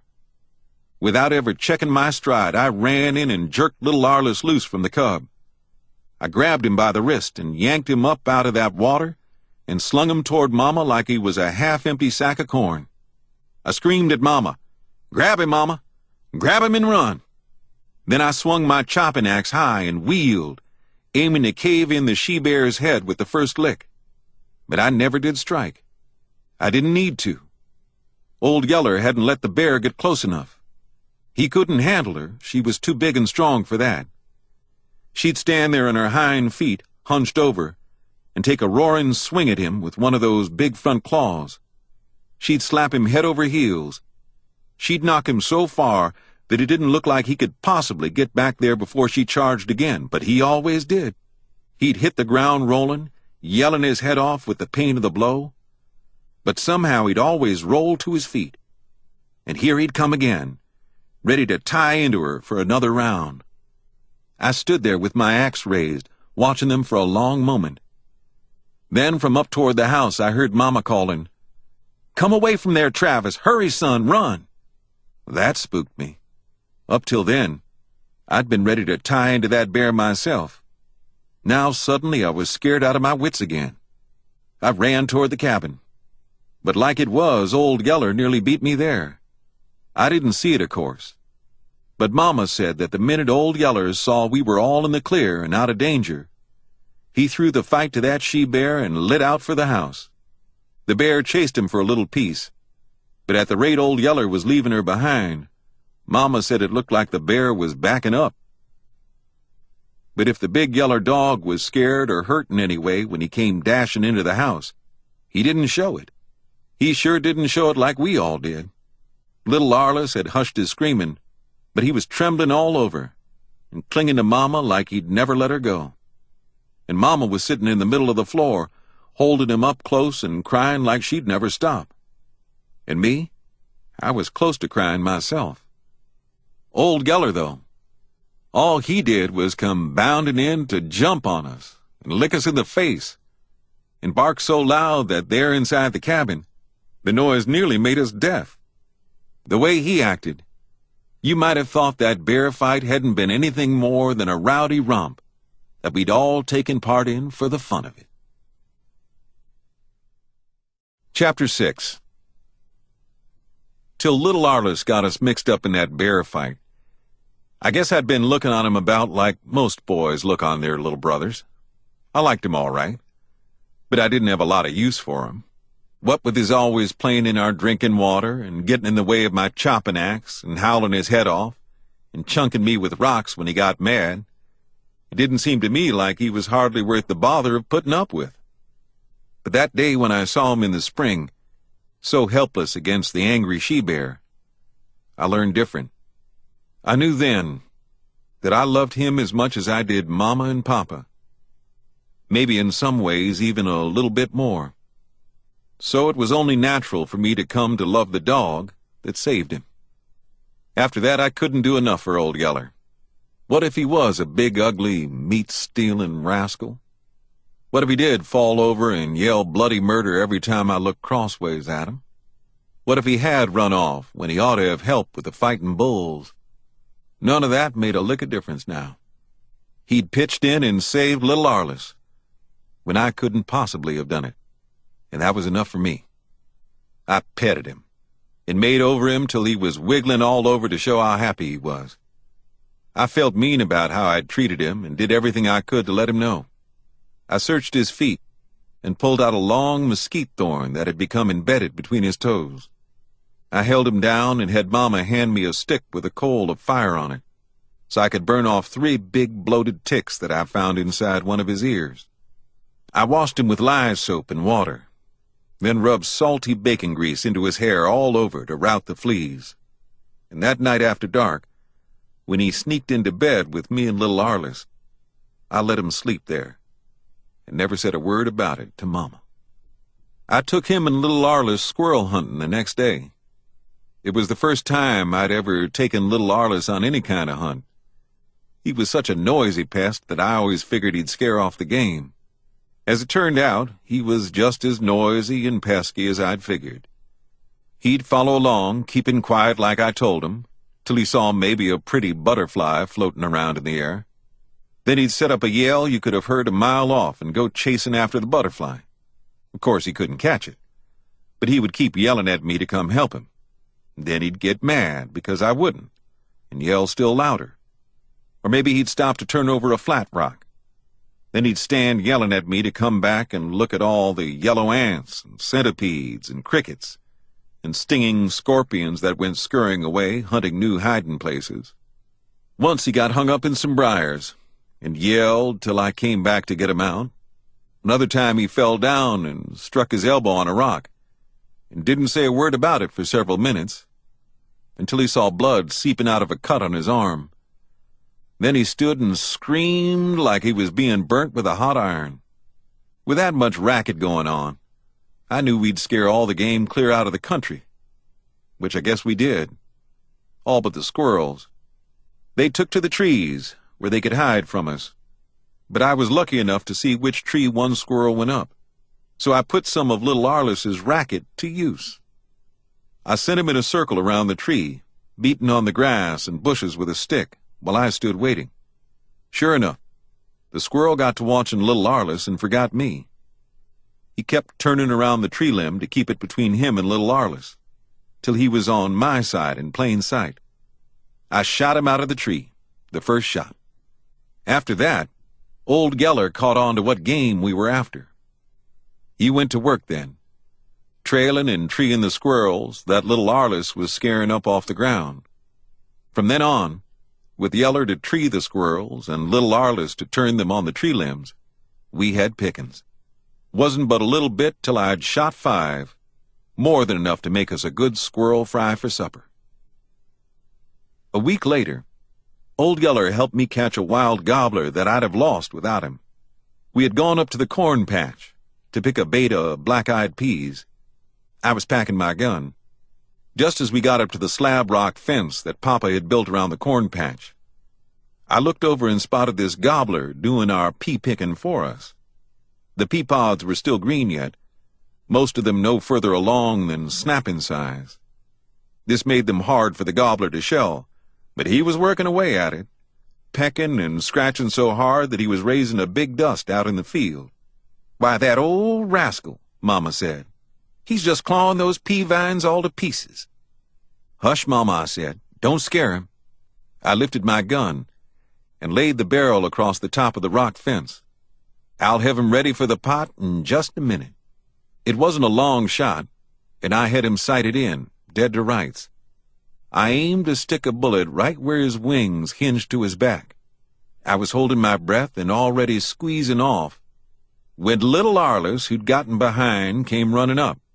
"What you shooting at, Travis?" he yelled at the top of his voice. "What you shooting at?" Well, that made me and the gobbler both jump. The gun fired, and I saw the gobbler go down. But a second later, he was up again, streaking through the tall corn, dragging a broken wing. For a second, I was so mad at little Arliss I could have wrung his neck like a frying chicken's. I said, "Arliss, why can't you keep your mouth shut? You've made me lose that gobbler." Well, little Arliss didn't have sense enough to know what I was mad about. Right away, he puckered up and went to crying and leaking tears all over the place. Some of them splattered clear down on his bare feet, making dark splotches in the dust that covered them. I always did say that when little Arliss cried, he could shed more tears faster than any crier I ever saw. "Wait a minute," Mama put in. "I don't think you've lost your gobbler yet. Look yonder." She pointed, and I looked. And there was old Yeller, jumping the rock fence and racing toward the pea patch. He ran up to where I'd knocked the gobbler down. He circled the place one time, smelling the ground and wiggling his stubbed tail. Then he took off through the corn the same way the gobbler went, yelling like I was beating him with a stick. When he barked treed a couple of minutes later, it was in the woods, the other side of the corn patch. We went to him. We found him jumping at the gobbler that had run up a stooping live oak and was perched there, panting, just waiting for me. So in spite of the fact that little Arliss had caused me to make a bad shot, we had us a real sumptuous supper that night. Roast turkey with cornbread dressing and watercress and wild onions that little Arliss and I found growing down in the creek next to the water. But when we tried to feed old Yeller some of the turkey, on account of his saving us from losing it, he wouldn't eat. He'd lick the meat and wiggle his stubbed tail to show how grateful he was, but he didn't swallow down more than a bite or two. That puzzled Mama and me, because when we remembered back, we realized that he hadn't been eating anything we'd fed him for the last several days. Yet he was fat, and with hair as slick and shiny as a dog eating 3 square meals a day. Mama shook her head. "If I didn't know better," she said, "I'd say that dog was sucking eggs. But I've got 3 hens setting, and 1 with bitty chickens, and I'm getting more eggs from the rest of them than I've gotten since last fall. So he can't be robbing the nests." Well, we wondered some about what old Yeller was living on, but didn't worry about it. That is, not until the day Bud Searcy dropped by the cabin to see how we were making out. Bud Searcy was a red-faced man with a bulging middle, who liked to visit around the settlement and sit and talk hard times and spit tobacco juice all over the place and wait for somebody to ask him to dinner. I never did have a lot of use for him, and my folks didn't either. Mama said he was shiftless. She said that was the reason the rest of the men left him at home, to sort of look after the women folks and kids while they were gone on the cow drive. She said the men knew that if they took Bud Searcy along, they'd never get to Kansas before the steers were dead with old age. It would take Searcy that long to get through visiting and eating with everybody between Salt Licks and Abilene. But he did have a little white-haired granddaughter that I sort of liked. She was 11 and different from most girls. She would hang around and watch what boys did, like showing how high they could climb in a tree, or how far they could throw a rock, or how fast they could swim, or how good they could shoot. But she never wanted to mix in or try to take over and boss things. She just went along and watched and didn't say much, and the only thing I had against her was her eyes. They were big, solemn brown eyes, and right pretty to look at.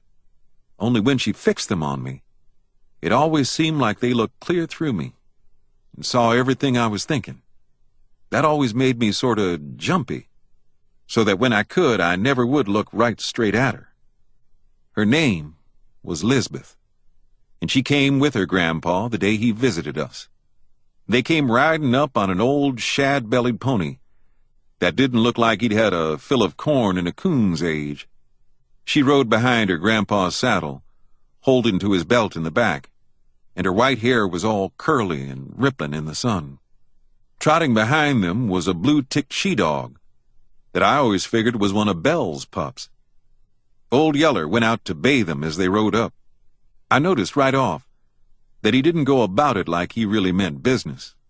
His yelling bays sounded a lot more like he was just barking because he figured that's what we expected him to do. And the first time I hollered at him, telling him to dry up all that racket, he hushed, which surprised me, as hard-headed as he generally was. By the time Mama had come to the door and told Circe and Lisbeth to get down and come right in, old Yeller had started a romp with the blue-ticked bitch. Lisbeth slipped to the ground and stood staring at me with those big solemn eyes, while her grandpa dismounted. Circe told Mama that he believed he wouldn't come in the house. He said that as hot as the day was, he figured he'd like it better sitting in the dog run. So Mama had me bring out our 4 cowhide-bottom chairs. Circe picked the one I always liked to sit in best. He got out a twist of tobacco and bit off a chew big enough to bulge his cheek, and he went to chewing and talking and spitting juice right where we'd all be bound to step in it and pack it around to the bottoms of our feet. First he asked Mama if we were making out all right, and Mama said we were. Then he told her that he'd been left to look after all the families while the men were gone. A mighty heavy responsibility that was nearly working him to death, but that he was glad to do it. He said for Mama to remember that if the least little thing went wrong, she was to get in touch with him right away, and Mama said she would. Then he leaned his chair back against the cabin wall and went on telling what all was going on around in the settlement. He told about how dry the weather was, about how he looked for all the corn crops to fail and the settlement folks to be scraping the bottoms of their meal barrels long before next spring. He told how the cows were going dry and the gardens were failing. He told how Jed Simpson's boy Rosal was sitting at a turkey roost, waiting for a shot, when a fox came right up and tried to jump on him, and Rosal had to club it to death with his gun butt. This sure looked like a case of hydrophobia to Circe, as anybody knew that no fox in his right mind was going to jump on a hunter, which reminded him of an uncle of his that got mad dog bit down in the piney woods of East Texas. This was way back when Circe was a little boy. As soon as the dog bit him, the man knew he was bound to die. So he went and got a big log chain and tied one end around the bottom of a tree and the other one to one of his legs. And right there he stayed till the sickness got him and he lost his mind. He slobbered at the mouth and moaned and screamed and ran at his wife and children trying to catch them and bite them. Only, of course, the chain around his leg held him back, which was the reason he'd chained himself to the tree in the first place. And right there, chained to that tree, he finally died. And they buried him under the same tree. Bud Circe sure hoped that we wouldn't have an outbreak of hydrophobia in Salt Licks and all die before the men got back from Kansas. Then he talked a while about a panther that had caught and killed one of Joe Anson's colts, and how the Anson boys had put their dogs on the trail. They ran the panther into the cave, and Jeff Anson followed in where the dogs had more sense than to go, and got pretty badly panther-mauled for his trouble. But he did get the panther. Circe talked till dinner time, said not a word all through dinner, and then went back to talking as quick as he'd swallowed down the last bite. He told how some strange varmint, that wasn't a coyote, possum, skunk, or coon, had recently started robbing the settlement blind. Or maybe it was even somebody. Nobody could tell for sure. All they knew was that they were losing meat out of their smokehouses, eggs out of their hens' nests, and sometimes even whole pans of cornbread that the women folks had set out to cool. Ike Fuller had been barbecuing some meat over an open pit and left it for a minute to go get a drink of water and came back to find that a 3 or 4 pound chunk of beef ribs had disappeared like it had gone up in smoke. Salt Licks folks were getting pretty riled about it, Circe said, and guessed it would go hard with whatever or whoever was doing the raiding, if they ever learned what it was. Listening to this, I got an uneasy feeling. The feeling got worse a minute later when Lisbeth motioned me to follow her off down to the spring. We walked clear down there, with Old Yeller and the blue-tick dog following with us, before she finally looked up at me and said, "It's him." "What do you mean?" I said. "I mean it's your big yeller dog," she said. "I saw him." "Do what?" I asked. "Steal that bait of ribs," she said. "I saw him get a bunch of eggs, too, from one of our nests." I stopped then and looked straight at her, and she looked straight back at me, and I couldn't stand it and had to look down. "But I'm not going to tell," she said. I didn't believe her. "I bet you do," I said. "No, I won't," she said, shaking her head. "I wouldn't, even before I knew he was your dog." "Why?" "Because Miss Prissy is going to have pups." "Miss Prissy?" "That's the name of my dog, and she's going to have pups. And your dog will be their papa. And I wouldn't want their papa to get shot." I stared at her again, and again I had to look down. I wanted to thank her, but I didn't know the right words. So I fished around in my pocket and brought out an Indian arrowhead that I'd found the day before, and gave that to her. She took it and stared at it for a little bit, with her eyes shining, then shoved it deep into a long pocket she had sewn to her dress. "I won't never tell," she said, then whirled and tore out for the house, running as fast as she could. I went down and sat by the spring a while. It seemed like I liked Bud Searcy a lot better than I ever had before, even if he did talk too much and spit tobacco juice all over the place. But I was still bothered. If Lisbeth had caught Old Yeller stealing stuff at the settlement, then somebody else might too. And if they did, they were sure liable to shoot him. A family might put up with one of its own dogs stealing from them, if he was a good dog. But for a dog that left home to steal from everybody else, well, I didn't see much chance for him if he ever got caught.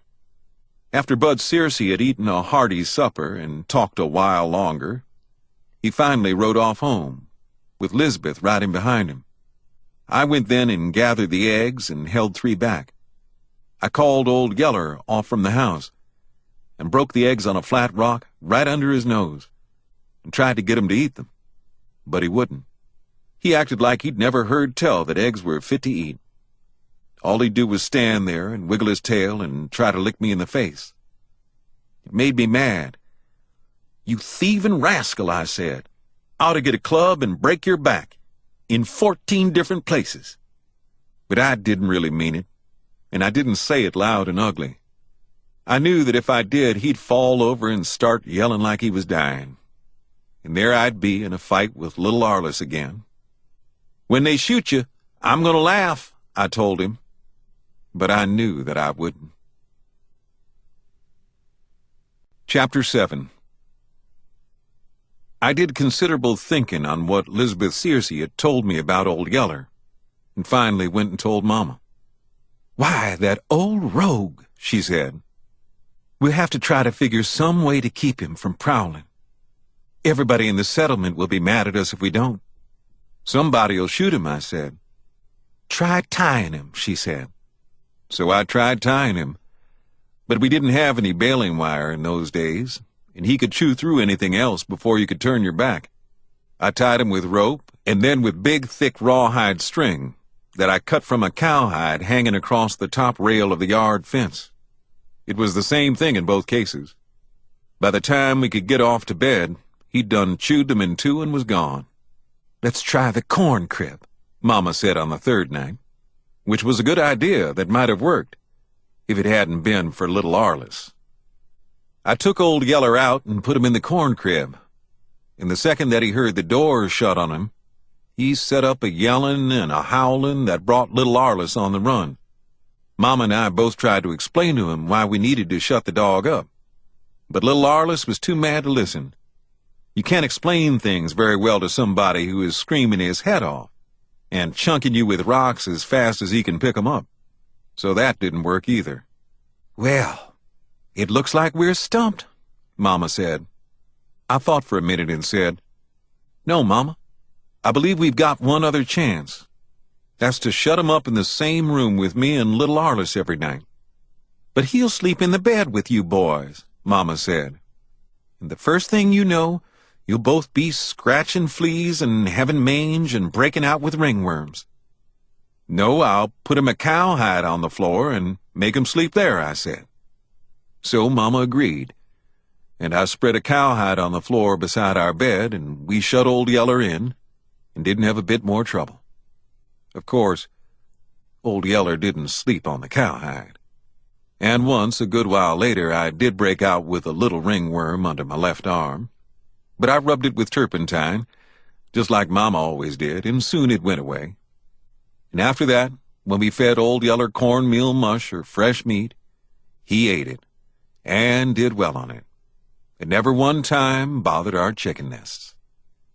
About that time, too, the varmints got to pestering us so much that a lot of times old Yeller and I were kept busy nearly all night long. It was the coons mainly.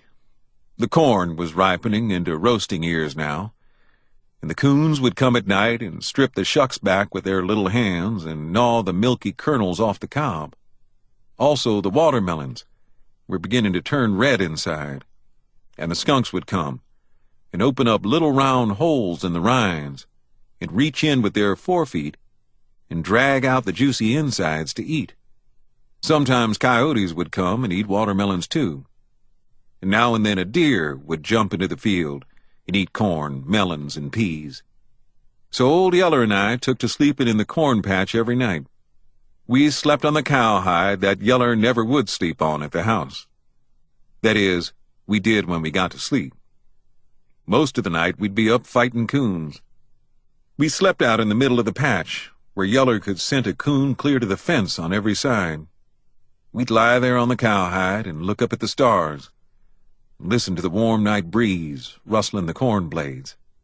Sometimes I'd wonder what the stars were, and what kept them hanging up there so high and bright, and if Papa, way off up yonder in Kansas, could see the same stars I could see. I was getting mighty lonesome to see Papa. With the help of old Yeller, I was taking care of things all right, but I was sure beginning to wish that he'd come back home.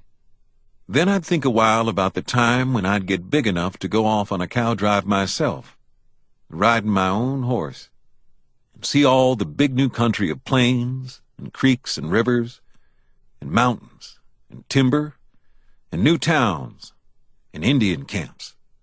Then finally, just about the time I started drifting off to sleep, I'd hear old Yeller rise to his feet and go padding off through the corn. A minute later, his yelling bay would lift from some part of the corn patch, and I'd hear the fighting squall of some coon caught stealing corn. Then I'd jump to my feet and go running through the corn, shouting encouragement to old Yeller. "Get 'em, Yeller!" I'd holler. "Tear 'em up!" And that's what old Yeller would be trying to do. But a boar coon isn't an easy thing to tear up. For one thing, he'll fight you from sundown till sunup. He's not big for size, but the longer you fight him, the bigger he seems to get. He fights you with all 4 feet and every tooth in his head, and enough courage for an animal 5 times his size. On top of that, he's fighting inside a thick hide that fills a dog's mouth like a wad of loose sacking. The dog has a hard time ever really biting him. He just squirms and twists around inside that hide and won't quit fighting, even after the dog's got enough and is ready to throw the fight to him. Plenty of times, Papa and I had seen a boar coon whip Bell, run him off, then turn on us and chase us clear out of a cornfield. It was easy for me to go running through the dark cornfields, yelling for old Yeller to tear up a thieving coon. But it wasn't easy for old Yeller to do it. He'd be yelling and the coon would be squalling, and they'd go wallowing and clawing and threshing through the corn, popping the stalks as they broke them off, making such an uproar in the night that it sounded like murder. But generally, when the fight was over, the coon went one way and old Yeller the other, both of them pretty well satisfied to call it quits. We didn't get much sleep of a night while all this was going on, but we had us a good time, and saved the corn from the coons. The only real bad part of it was the skunks. What with all the racket we made coon fighting, the skunks didn't come often. But when one did come, we were in a mess. Old Yeller could handle a skunk easy enough. All he had to do was rush in, grab it by the head, and give it a good shaking. That would break the skunk's neck, but it wouldn't end the trouble, because not even a hoot owl can kill a skunk without getting sprayed with his scent.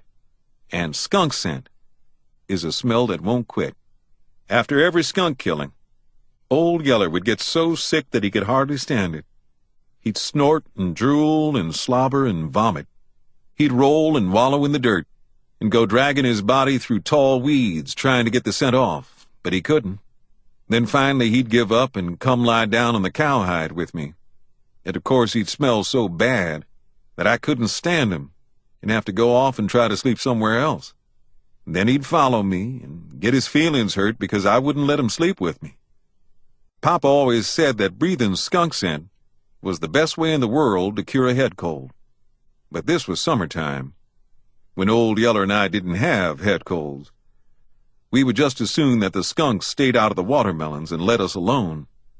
Working there night after night, guarding our precious bread corn from the varmints, I came to see what I would have been up against if I'd had to do it without the help of Old Yeller. By myself, I'd have been run to death, and still probably wouldn't have saved the corn. Also, look at all the fun I would have missed if I had been alone, and how lonesome I would have been.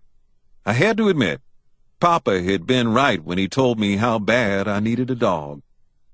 I saw that even more clearly when the spotted heifer had her first calf. Our milk cows were all old-time longhorn cattle and didn't give a lot of milk. It was real hard to find one that would give much more than her calf could take. What we generally had to do was milk 5 or 6 cows to get enough milk for just the family. But we had one crumpled horn cow named Rose that gave a lot of milk, only she was getting old, and Mama kept hoping that each of her heifer calves would turn out to be as good a milker as Rose. Mama had tried 2 or 3, but none of them proved to be any good. And then along came this spotted one that was just raw-boned and ugly enough to make a good milk cow. She had the bag for it, too, and Mama was certain this time that she'd get a milk cow to replace Rose. The only trouble was this heifer, Spot, as we called her, had been snaky wild from the day she was born. Try to drive her with the other cattle, and she'd run off and hide. Hem her up in a corner, and try to get your hands on her, and she'd turn on you and make fight. Mama had been trying all along to get Spot gentled before she had her first calf, but it was no use. Spot didn't want to be friends with anybody. We knew she was going to give us a pile of trouble when we set out to milk her. I failed to find Spot with the rest of our milk cows one evening, and when I went to drive them up the next day, she was still gone. "It's time for her to calve," Mama said, "and I'll bet she's got one." So the next morning I went further back in the hills and searched all over. I finally came across her, holed up in a dense thicket of bee myrtle, close to a little seep spring. I got one brief glimpse of a wobbly, long-legged calf before Spot snorted and took after me. She ran me clear to the top of the next high ridge before she turned back. I made another try. I got to the edge of the thicket and picked me up some rocks. I went to hollering and chunking into the brush, trying to scare her and the calf out. I got her out all right, but she wasn't scared. She came straight for me with her horns lowered, bawling her threats as she came. I had to turn tail a second time, and again she chased me clear to the top of that ridge. I tried it one more time, then went back to the house and got Old Yeller. I didn't know if he knew anything about driving cattle or not, but I was willing to bet that he could keep her from chasing me. And he did. I went up to the edge of the thicket and started hollering and chunking rocks into it. Here came the heifer, madder than ever, it looked like. I yelled at Old Yeller, "Get her, Yeller!" I hollered, and Yeller got her. He pulled the neatest trick I ever saw a dog pull on a cow brute. Only I didn't see it the first time. I was getting away from there too fast. I'd stumbled and fallen to my knees when I turned to run from Spot's charge. and she was too close behind for me to be looking back and watching what old Yeller was doing. I just heard the scared bawl she let out, and the crashing of the brush as old Yeller rolled her into it. I ran a piece farther, then looked back. The heifer was scrambling to her feet in a cloud of dust, and looking like she didn't know any more about what had happened than I did. Then she caught sight of old Yeller. She snorted, stuck her tail in the air, and made for him. Yeller ran like he was scared to death, then cut back around a thicket. A second later, he was coming in behind Spot. Without making a sound, he ran up beside her, made his leap, and set his teeth in her nose. I guess it was the weight of him that did it. I saw him do it lots of times later, but never did quite understand how. Anyway, he just set his teeth in her nose, doubled himself up in a tight ball, and swung on. That turned the charging heifer a flip. Her heels went straight up in the air over her head. She landed flat on her back with all 4 feet sticking up. She hit the ground so hard that it sounded like she ought to bust wide open. I guess she felt that way about it too. Anyhow, after taking that second fall, she didn't have much fight left in her. She just scrambled to her feet and went trotting back into the thicket, lowing to her calf. I followed her, with old Yeller beside me, and we drove her out and across the hills to the cow lot. Not one time did she turn on us again. She did try to run off a couple of times, but all I had to do was send old Yeller in to head her. And the second she caught sight of him, she couldn't turn fast enough to get headed back in the right direction. It was the same when we got her into the cow pen. Her bag was all in a strut with milk that the calf couldn't hold. Mama said we needed to get that milk out. She came with a bucket, and I took it, knowing I had me a big kicking fight on my hands if I ever hoped to get any milk. The kicking fight started. The first time I touched Spot's bag, she reached out with a flying hind foot, aiming to kick my head off and coming close to doing it. Then she wheeled on me and put me on top of the rail fence as quick as a squirrel could have made it. Mama shook her head. "I was hoping she wouldn't be that way," she said. "I always hate to have to tie up a heifer to break her for milking. But I guess there's no other way with this one." I thought of all the trouble it would be, having to tie up that Spot heifer, head and feet twice a day, every day, for maybe a month or more. I looked at old Yeller, standing just outside the pen. "Yeller," I said, "you come in here." Yeller came bounding through the rails. Mama said, "Why, son, you can't teach a heifer to stand with a dog in the pen. Especially one with a young calf. She'll be fighting at him all the time, thinking he's a wolf or something, trying to get her calf." I laughed. "Maybe it won't work," I said. "But I bet you one thing, she won't be fighting old Yeller." She didn't either. She lowered her horns and rolled her eyes as I brought old Yeller up to her. "Now, Yeller," I said, "you stand here and watch her." Old Yeller seemed to know just what I wanted. He walked right up to where he could almost touch his nose to hers, and stood there, wagging his stubbed tail. And she didn't charge him or run from him. All she did was stand there and sort of tremble. I went back and milked out her strutted bag, and she didn't offer to kick me one time, just flinched and drew up a little when I first touched her. "Well, that does beat all," Mama marveled. "Why, at that rate, we'll have her broke to milk in a week's time." Mama was right. Within 3 days after we started, I could drive Spot into the pen, go right up and milk her, and all she'd do was stand there and stare at old Yeller. By the end of the second week, she was standing and belching and chewing her cud, the gentlest cow I ever milked.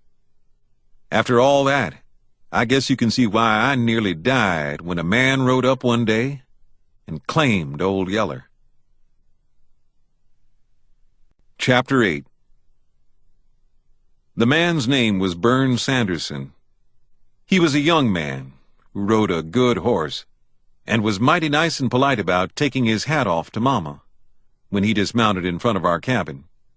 He told Mama who he was. He said he was a newcomer to Salt Licks. He said that he'd come from down San Antonio way, with a little bunch of cattle that he was grazing over in the Devil's River country. He said he couldn't afford to hire riders, so he'd brought along a couple of dogs to help him herd his cattle. One of these dogs, the best one, had disappeared. He'd inquired around about it at Salt Licks, and Bud Searcy had told him that we had the dog. "A big Yeller dog?" Mama asked, looking sober and worried. "Yes'm," the man said, then added with a grin, "And the worst egg sucker and camp robber you ever laid eyes on. Steal you blind, that old devil will. But there was never a better cow dog born." Mama turned to me. "Son, call old Yeller," she said. I stood frozen in my tracks. I was so full of panic that I couldn't move or think. "Go on, son," Mama urged. "I think he and little Arliss must be playing down about the creek somewhere." "But, Mama," I gasped, "we can't do without old Yeller. He's—" "Travis!" Mama's voice was too sharp. I knew I was whipped. I turned and went toward the creek, so mad at Bud Searcy that I couldn't see straight. Why couldn't he keep his blabbermouth shut? "Come on up to the house," I told little Arliss. I guess the way I said it let him know that something real bad was happening. He didn't argue or stick out his tongue or anything. He just got out of the water and followed me back to the house and embarrassed Mama and the young man nearly to death because he came packing his clothes in one hand instead of wearing them. I guess Burns Sanderson had gotten an idea how much we thought of old Yeller. Or maybe Mama had told him some things about the dog while I was going to the creek. Anyhow, he acted uncomfortable about taking the dog off.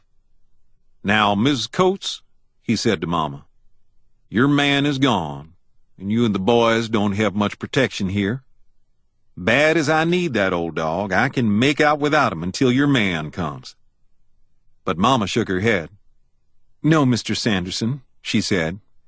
"He's your dog, and the longer we keep him, the harder it'll be for us to give him up. Take him along. I can make the boys understand." The man tied his rope around old Yeller's neck and mounted his horse.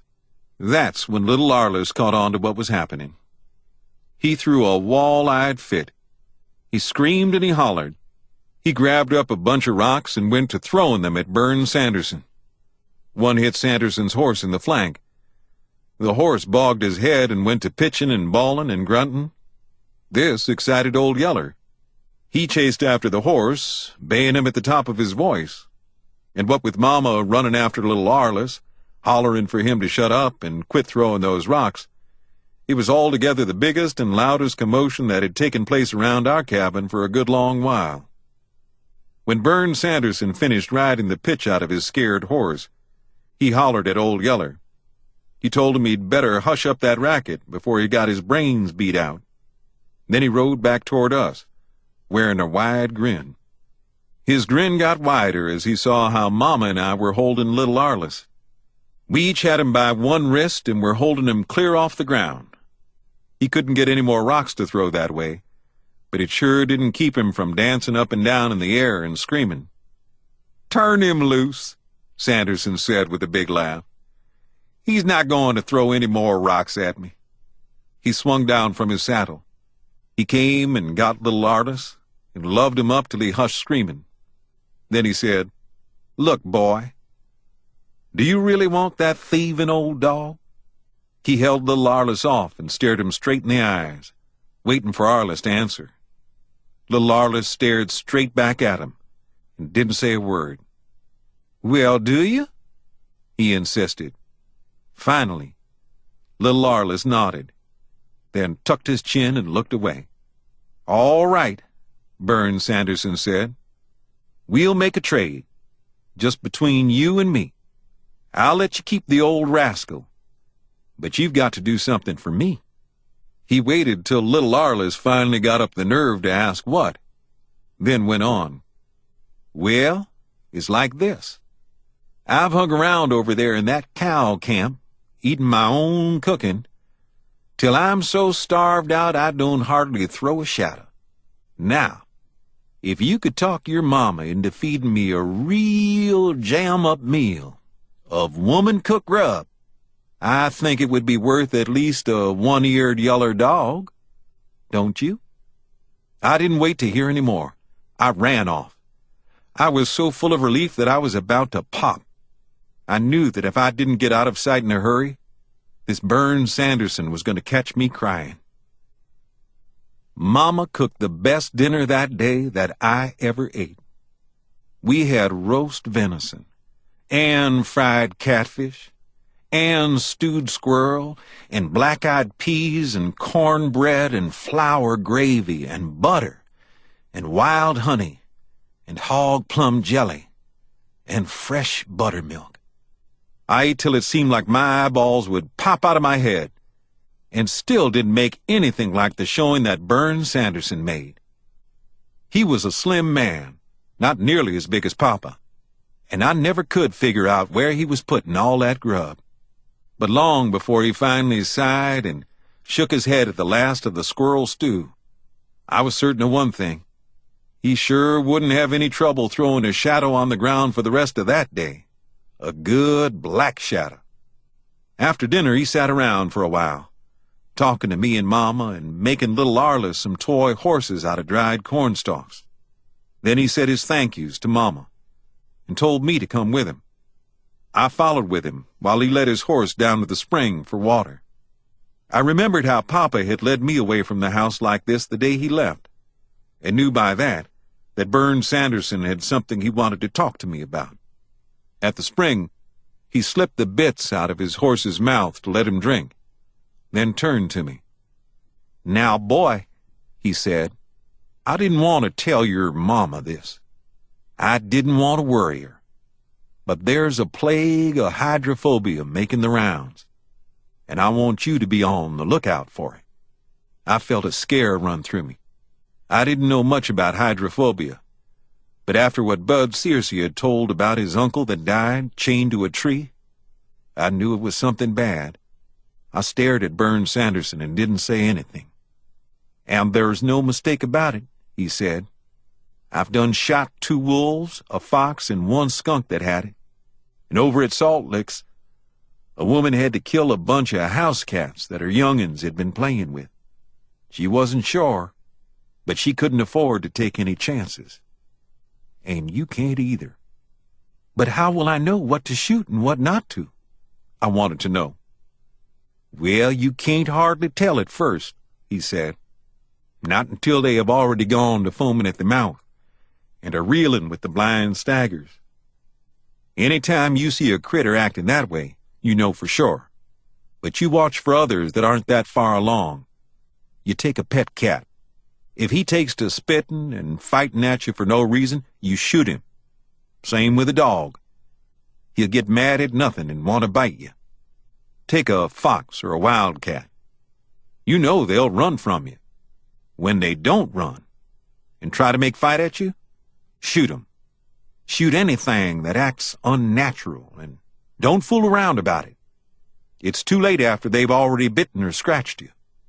Talk like that made my heart jump up in my throat, till I could hardly get my breath. I looked down at the ground and went to kicking around some rocks. "You're not scared, are you, boy?" "I'm only telling you because I know your papa left you in charge of things. I know you can handle whatever comes up. I'm just telling you to watch close and not let anything get to you or your folks with hydrophobia. Think you can do it?"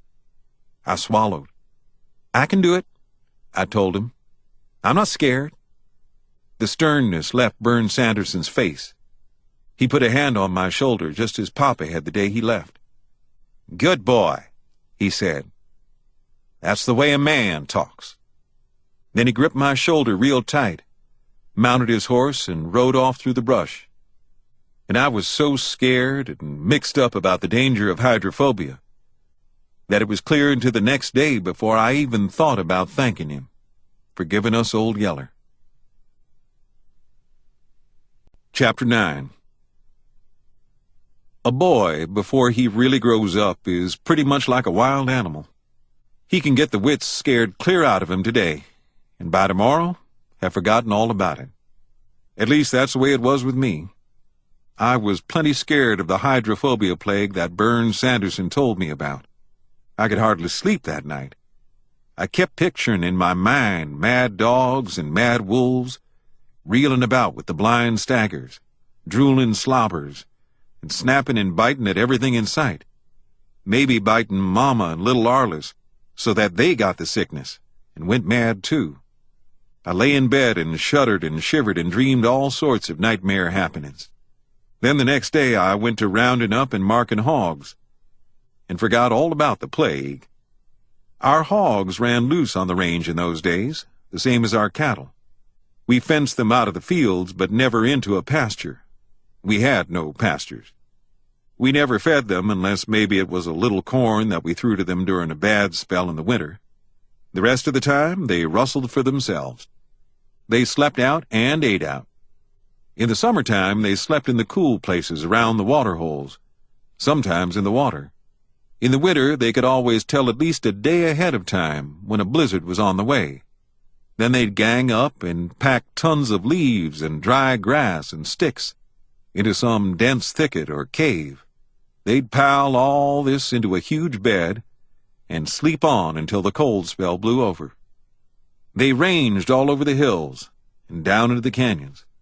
In season, they fed on acorns, berries, wild plums, prickly pear apples, grass, weeds, and bulb plants, which they rooted out of the ground. They especially liked the wild black persimmons that the Mexicans called chapotes. Sometimes, too, they'd eat a newborn calf if the mama cow couldn't keep them horned away, or a baby fawn that the doe had left hidden in the tall grass. Once, in a real dry time, Papa and I saw an old sow standing belly deep in a drying-up pothole of water, catching and eating perch that were trapped in there and couldn't get away. Most of these meat-eaters were old hogs, however. Starvation during some bad drought or extra cold winter had forced them to eat anything they could get hold of. Papa said they generally started out by feeding on the carcass of some deer or cow that had died, then going from there to catching and killing live meat. He told a tale about how one old range hog had caught him when he was a baby, and his folks got there just barely in time to save him. It was that sort of thing, I guess, that always made Mama so afraid of wild hogs. The least little old biting shote could make her take cover. She didn't like it a bit when I started out to catch and mark all the pigs that our sows had raised that year. She knew we had it to do, else we couldn't tell our hogs from those of the neighbors. But she didn't like the idea of my doing it alone. "But I'm not working hogs alone, Mama," I pointed out. "Got old Yeller, and Burns Sanderson says he's a real good hog dog." "That doesn't mean a thing," Mama said. "All hog dogs are good ones. A good one is the only kind that can work hogs and live. But the best dog in the world won't keep you from getting cut all to pieces if you ever make a slip." Well, Mama was right.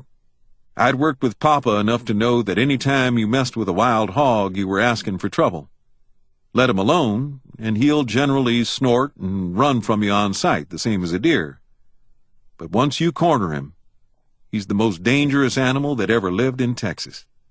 Catch a squealing pig out of the bunch, and you've got a battle on your hands. All of them will turn on you at one time, and here they'll come, roaring and popping their teeth, cutting high and fast with gleaming white tushes that they keep whetted to the sharpness of knife points. And there's no bluff to them either. They mean business. They'll kill you if they can get to you. And if you're not fast-footed and don't keep a close watch, they'll get to you. They had to be that way to live in a country where the wolves, bobcats, panther, and bear were always after them, trying for a bait of fresh hog meat. And it was because of this that nearly all hog owners usually left 4 or 5 old barrows, or bar hogs as we called them, to run with each bunch of sows. The bar hogs weren't any more vicious than the boars, but they'd hang with the sows and help them protect the pigs and shotes, when generally the boars pulled off to range alone. I knew all this about range hogs and plenty more, yet I still wasn't bothered about the job facing me. In fact, I sort of looked forward to it. Working wild hogs was always exciting and generally proved to be a lot of fun. I guess the main reason I felt this way was because Papa and I had figured out a quick and nearly foolproof way of doing it. We could catch most of the pigs we needed to mark and castrate without ever getting in reach of the old hogs. It took a good hog dog to pull off the trick, but the way Bern Sanderson talked about Old Yeller, I was willing to bet that he was that good. He was, too. He caught on right away.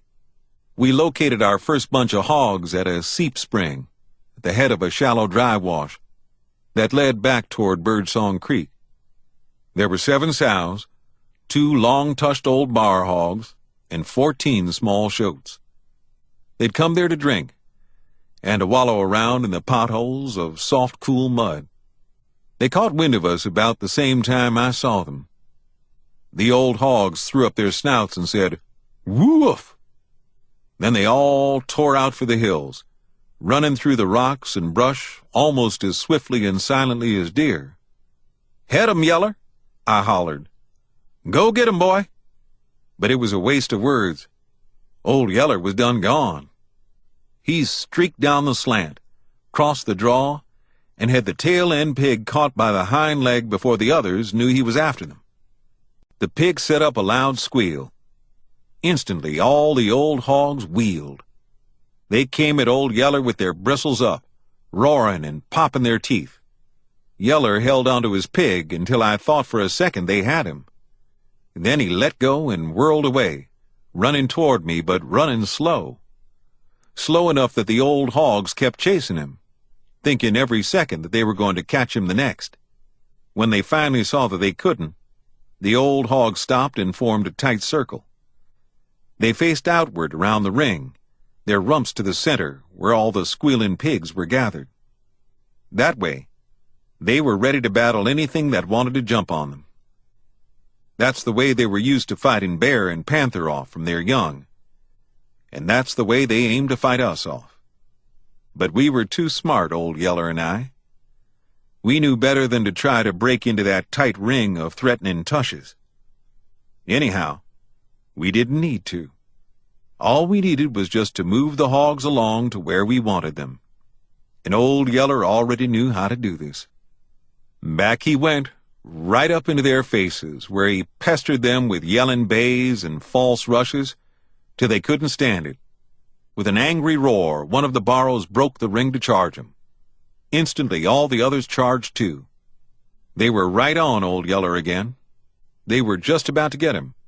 Just let them get a few inches closer, and one of them would slam a 4-inch tush into his soft belly. The thing was, Old Yeller never would let them gain the last few inches on him. They cut and slashed at him from behind and both sides, yet he never was quite there.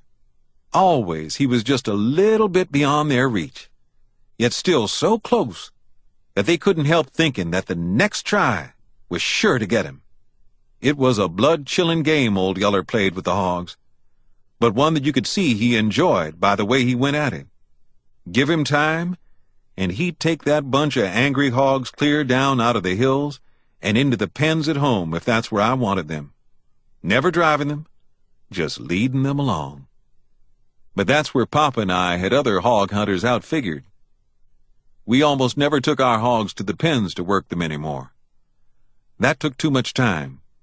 Also, after we got them penned, there was still the dangerous job of catching the pigs away from the old ones. I hollered at Old Yeller. "Bring 'em on, Yeller," I said. Then I turned and headed for a big gnarled live oak tree that stood in a clear patch of ground down the draw a piece. I picked out that tree because it had a huge branch that stuck out to one side. I went and looked the branch over and saw that it was just right. It was low, yet still far enough above the ground to be out of reach of the highest cutting hog. I climbed up the tree and squatted on the branch. I unwound my rope from where I'd packed it coiled around my waist and shook out a loop. Then I hollered for Old Yeller to bring the hogs to me. He did what I told him. He brought the fighting hogs to the tree and rallied them in a ring around it. Then he stood back, holding them there while he cocked his head sideways at me, wanted to know what came next. I soon showed him. I waited till one of the pigs came trotting under my limb. I dropped my loop around him, gave it a quick yank, and lifted him, squealing and kicking, up out of the shuffling and roaring mass of hogs below. I clamped him between my knees, pulled out my knife, and went to work on him. First I folded his right ear and sliced out a 3-cornered gap in the top side, a mark that we called an overbit. Then from the underside of his left ear, I slashed off a long strip that ran clear to the point. That is what we called an underslope. That had him marked for me. Our mark was overbit the right and underslope the left. Other settlers had other marks, like crop the right and underbit the left, or 2 underbits in the right ear, or an overslope in the left and an overbit in the right.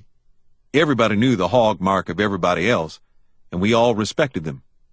We never butchered or sold a hog that didn't belong to us, or marked a pig following a sow that didn't wear our mark.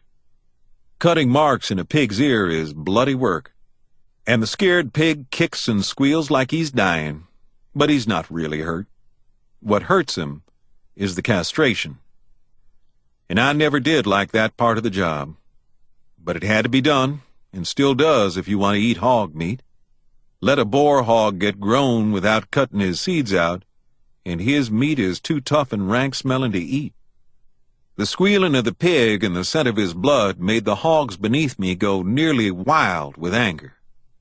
You never heard such roaring and teeth-popping as they kept circling the tree and rearing up on its trunk, trying to get to me. The noise they made, and the hate and anger that showed in their eyes was enough to chill your blood. Only, I was used to the feeling and didn't let it bother me. That is, not much. Sometimes I'd let my mind slip for a minute and get to thinking how they'd slash me to pieces if I happened to fall out of the tree, and I'd feel a sort of cold shudder run all through me. But Papa had told me right from the start that fear was a right and natural feeling for anybody, and nothing to be ashamed of. It's a thing of your mind, he said, and you can train your mind to handle it, just like you can train your arm to throw a rock. Put that way, it made sense to be afraid, so I hadn't bothered about that. I'd put in all my time trying to train my mind not to let fear stampede me. Sometimes it did yet, of course, but not when I was working hogs. I'd had enough experience at working hogs that now I could generally look down and laugh at them. I finished with the first pig and dropped it to the ground. Then, one after another, I roped the others, dragged them up into the tree, and worked them over. A couple of times the old hogs on the ground got so mad that they broke ranks and charged Old Yeller. But right from the start, Old Yeller had caught on to what I wanted. Every time they chased him from the tree, he'd just run off a little way and circle back, then stand off far enough away that they'd rally around my tree again. In less than an hour I was done with the job, and the only trouble we had was getting the hogs to leave the tree after I was finished. After going to so much trouble to hold the hogs under the tree, Old Yeller had a hard time understanding that I finally wanted them out of the way. And even after I got 'em to leave, the hogs were so mad and so suspicious that I had to squat there in the tree for nearly an hour longer before they finally drifted away into the brush, making it safe for me to come down. Chapter 10. With hogs ranging in the woods like that, it was hard to know for certain when you'd found them all, but I kept a piece of ear from every pig I marked. I carried the pieces home in my pockets and stuck them on a sharp-pointed stick, which I kept hanging in the corn crib. When the count reached 46 and I couldn't seem to locate any new bunches of hogs, Mama and I decided that was all the pigs the sows had raised that year. So I had left off hog hunting and started getting ready to gather corn, when Bud Searcy paid us another visit. He told me about one bunch of hogs I'd missed. They're clear back in that Bat Cave country, the yonder side of Salt Branch, he said. Rosal Simpson ran into them a couple of days ago, feeding on pear apples and them prickly pear flats. Said there was 5 pigs following 3 sows wearing your mark. Couple of old bar hogs ranging with 'em. I'd never been that far the other side of Salt Branch before, but Papa told me about the Bat Cave. I figured I could find the place. So early the next morning I set out with Old Yeller, glad for the chance to hunt hogs a while longer before starting in on the corn gathering. Also, if I was lucky and found the hogs early, maybe I'd have time left to visit the cave and watch the bats come out. Papa had told me that was a real sight, the way the bats come out in the late afternoon.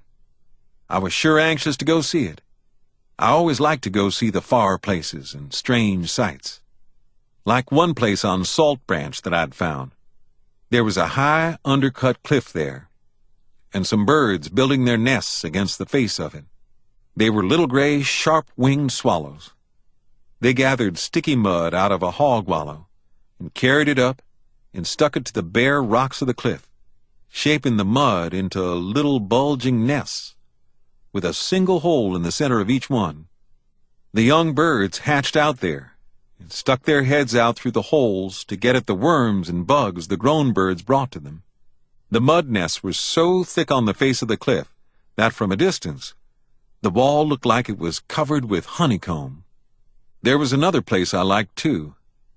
It was a wild, lonesome place, down in a deep canyon, that was bent in the shape of a horseshoe. Tall trees grew down in the canyon and leaned out over a deep hole of clear water. In the trees nested hundreds of long-shanked herons, blue ones and white ones with black wingtips.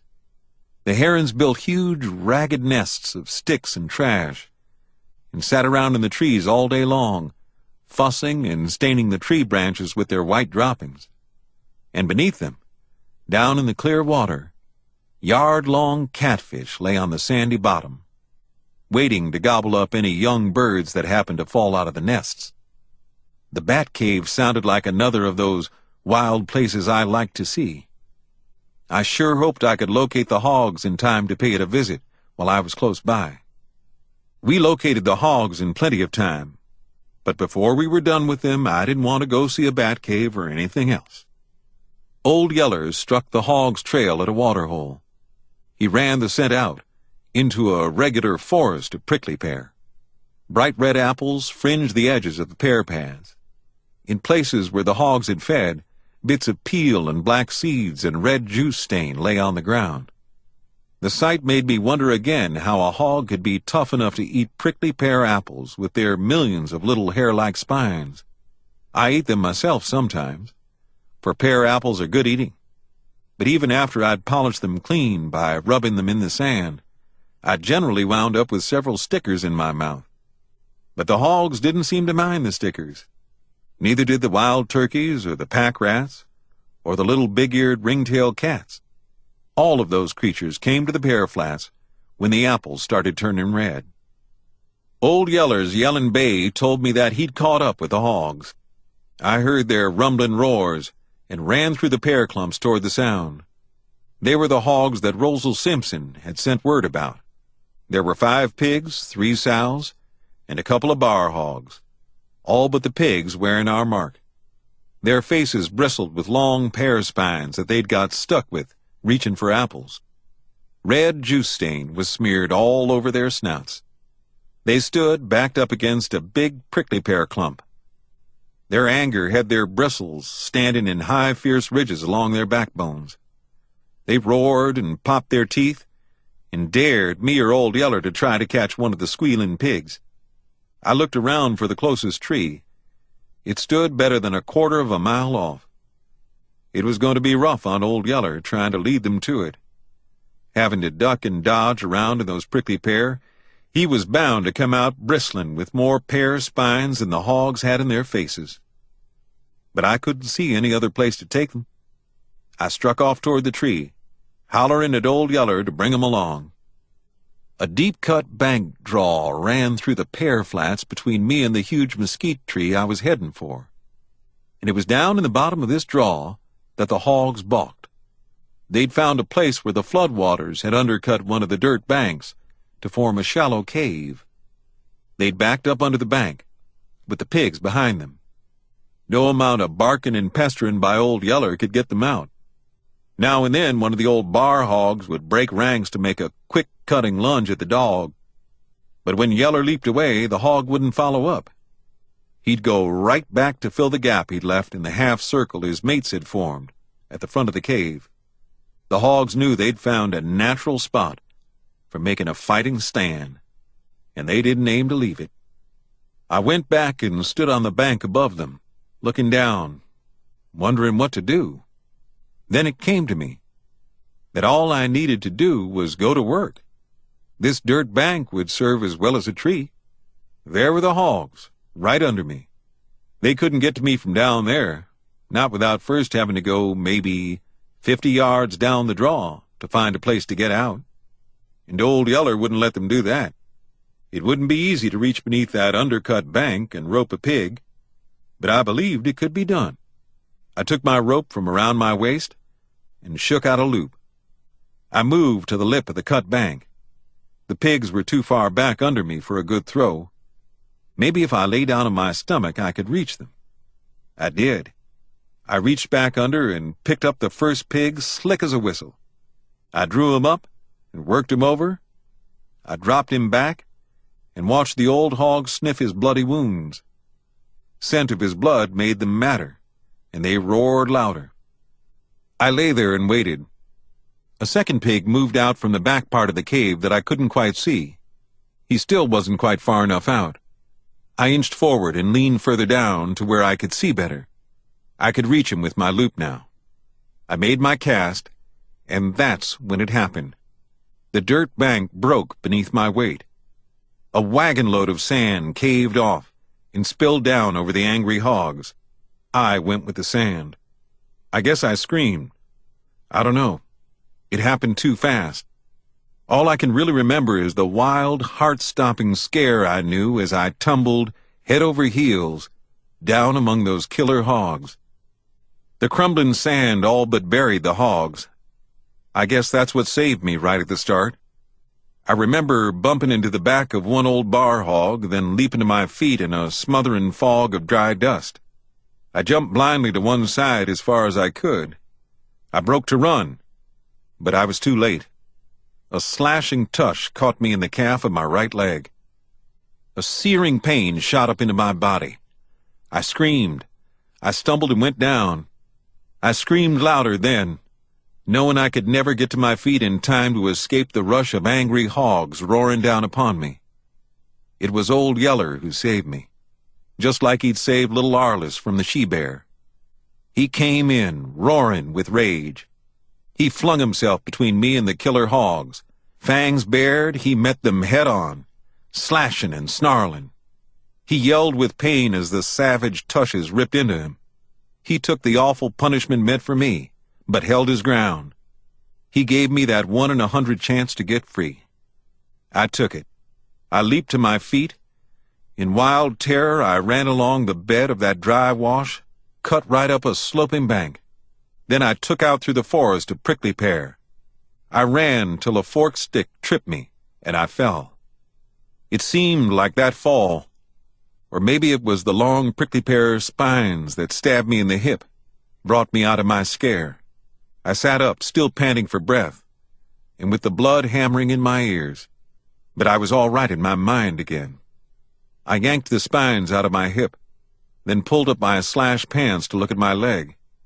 Sight of so much blood nearly threw me into another panic. It was streaming out of the cut and clear down into my shoe. I sat and stared at it for a moment and shivered. Then I got hold of myself again. I wiped away the blood. The gash was a bad one, clear to the bone, I could tell, and plenty long. But it didn't hurt much. Not yet, that is. The main hurtin' would start later, I guessed, after the bleedin' stopped, and my legs started to get stiff. I guessed I'd better hurry and tie up the place and get home as quick as I could. Once that leg started getting stiff, I might not make it. I took my knife and cut a strip off the tail of my shirt. I bound my leg as tight as I could. I got up to see if I could walk, with the leg wrapped as tight as I had it, and I could. But when I set out, it wasn't in the direction of home. It was back along the trail through the prickly pear.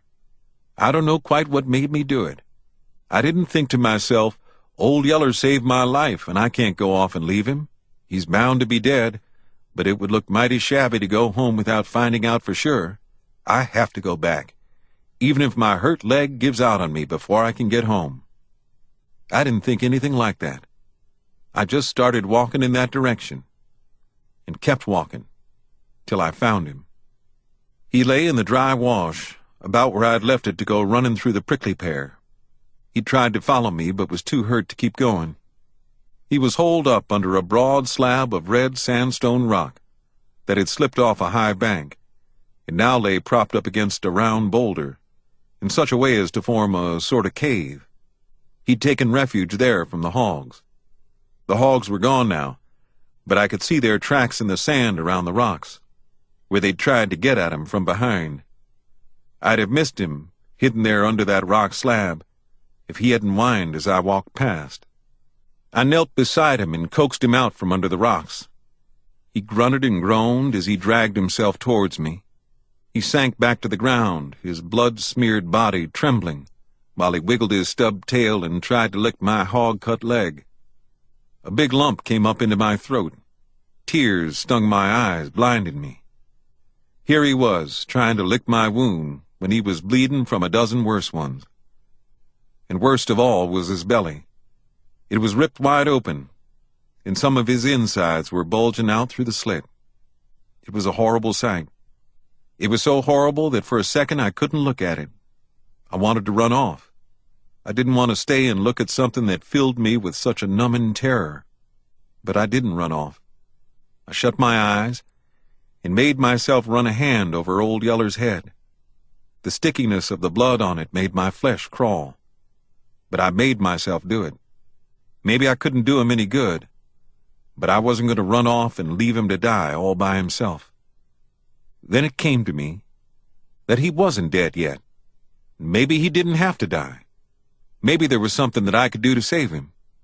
Maybe if I hurried home, I could get Mama to come back and help me. Mama'd know what to do. Mama always knew what to do when somebody got hurt. I wiped the tears from my eyes with my shirt sleeves and made myself think what to do. I took off my shirt and tore it into strips.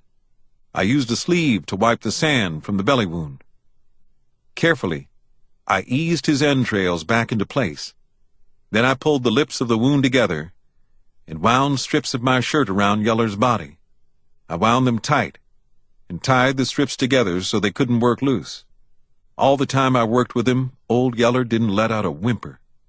But when I shoved him back under the rock, where he'd be out of the hot sun, he started whining. I guess he knew that I was fixing to leave him, and he wanted to go too. He started crawling back out of his hole. I stood and studied for a while. I needed something to stop up the opening so Yeller couldn't get out. It would have to be something too big and heavy for him to shove aside. I thought of a rock and went looking for one. What I found was even better. It was an uprooted and dead mesquite tree lying on the back of the wash. The stump end of the dead mesquite was big and heavy. It was almost too much for me to drag in the loose sand. I heaved and sweated and started my leg to bleeding again. But I managed to get that tree stump where I wanted it. I slid Old Yeller back under the rock slab. I scolded him and made him stay there till I could haul the tree stump into place. Like I figured, the stump just about filled the opening. Maybe a strong dog could have squeezed through the narrow opening that was left, but I didn't figure Old Yeller could. I figured he'd be safe in there till I could get back. Yeller lay back under the rock slab now, staring at me with a look in his eyes that made that choking lump come into my throat again. It was a begging look, and Old Yeller wasn't the kind to beg. I reached in and let him lick my hand. "Yeller," I said, "I'll be back. I'm promising that I'll be back." Then I lit out for home in a limping run. His howl followed me. It was the most mournful howl I ever heard. Chapter 11. It looked like I'd never get back to where I'd left Old Yeller. To begin with, by the time I got home, I'd traveled too far and too fast. I was so hot and weak and played out that I was trembling all over, and that hog-cut leg was sure acting up. My leg hadn't gotten stiff like I'd figured. I'd used it too much, but I'd strained the cut muscle. It was jerking and twitching long before I got home, and after I got there it wouldn't stop. That threw a big scare into Mama. I argued and fussed, trying to tell her what a bad shape Old Yeller was in, and how we needed to hurry back to him. But she wouldn't pay me any mind. She told me, "We're not going anywhere until we've cleaned up and doctored that leg. I've seen hog cuts before. Neglect them, and they can be as dangerous as snakebite. Now you just hold still till I get through." I saw that it wasn't any use, so I held still while she got hot water and washed out the cut. But when she poured turpentine into the place, I couldn't hold still. I jumped and hollered and screamed. It was like she'd burnt me with a red-hot iron. It hurt worse than when the hog slashed me. I hollered with hurt till little Arliss turned up and went to crying too. But when the pain finally left my leg, the muscle had quit jerking. Mama got some clean white rags and bound up the place. Then she said, "Now you lie down on that bed and rest. I don't want to see you take another step on that leg for a week." I was so stunned that I couldn't say a word. All I could do was stare at her. Old Yeller, lying way off out there in the hills, about to die if he didn't get help, and Mama telling me I couldn't walk. I got up off the stool I'd been sitting on. I said to her, "Mama, I'm going back after Old Yeller. I promised him I'd come back, and that's what I aim to do." Then I walked through the door and out to the lot. By the time I got Jumper caught, Mama had her bonnet on. She was ready to go too. She looked a little flustered, like she didn't know what to do with me, but all she said was, "How'll we bring him back?" "On Jumper," I said. "I'll ride Jumper and hold Old Yeller in my arms." "You know better than that," she said. "He's too big and heavy. I might lift him up to you, but you can't stand to hold him in your arms that long. You'll give out." "I'll hold him," I said. "If I give out, I'll rest. Then we'll go on again." Mama stood tapping her foot for a minute while she gazed off across the hills. She said, like she was talking to herself, "We can't use the cart. There aren't any roads, and the country is too rough." Suddenly she turned to me and smiled. "I know what. Get that cowhide off the fence. I'll go get some pillows." "Cowhide?" "Tie it across Jumper's back," she said. "I'll show you later." I didn't know what she had in mind, but it didn't much matter. She was going with me. I got the cowhide and slung it across Jumper's back. It rattled and spooked him so that he snorted and jumped from under it. "You, Jumper!" I shouted at him. "You hold still." He held still the next time. Mama brought the pillows and a long coil of rope. She had me tie the cowhide to Jumper's back and bind the pillows down on top of it. Then she lifted little Arliss up and set him down on top of the pillows. "You ride behind him," she said to me. "I'll walk." We could see the buzzards gathering, long before we got there. We could see them wheeling black against the blue sky and dropping lower and lower with each circling. One we saw didn't waste time to circle. He came hurtling down at a long, slanted dive, his ugly head outstretched, his wings all but shut against his body. He shot past right over our heads, and the whooshing sound his body made in splitting the air sent cold chills running all through me. I guessed it was all over for Old Yeller. Mama was walking ahead of Jumper. She looked back at me. The look in her eyes told me that she figured the same thing. I got so sick that it seemed like I couldn't stand it. But when we moved down into the prickly pear flats, my misery eased some. For suddenly, up out of a wash ahead rose a flurry of flapping wings. Something had disturbed those buzzards, and I thought I knew what it was. A second later, I was sure it was Old Yeller. His yelling bark sounded thin and weak, yet just to hear it made me want to holler and run and laugh. He was still alive. He was still able to fight back.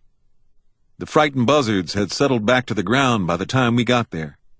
When they caught sight of us, though, they got excited and went to trying to get off the ground again.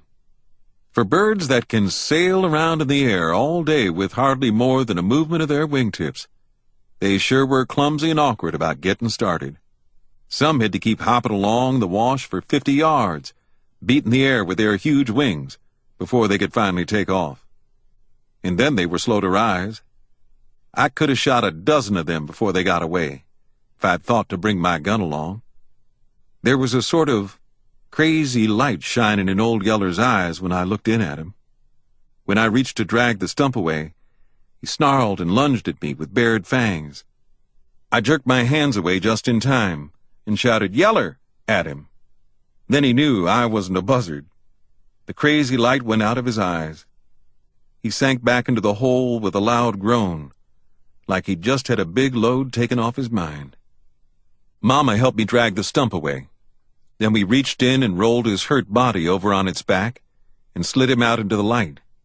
Without bothering to examine the blood-caked cuts that she could see all over his head and shoulders, Mama started unwinding the strips of cloth from around his body. Then little Arliss came crowding past me, asking in a scared voice what was the matter with Yeller. Mama stopped. "Arliss," she said, "do you think you could go back down this sandy wash here and catch Mama a pretty green-striped lizard? I thought I saw one down there around that first bend." Little Arliss was as pleased as I was surprised. Always before, Mama had just sort of put up with his lizard catching. Now she was wanting him to catch one just for her.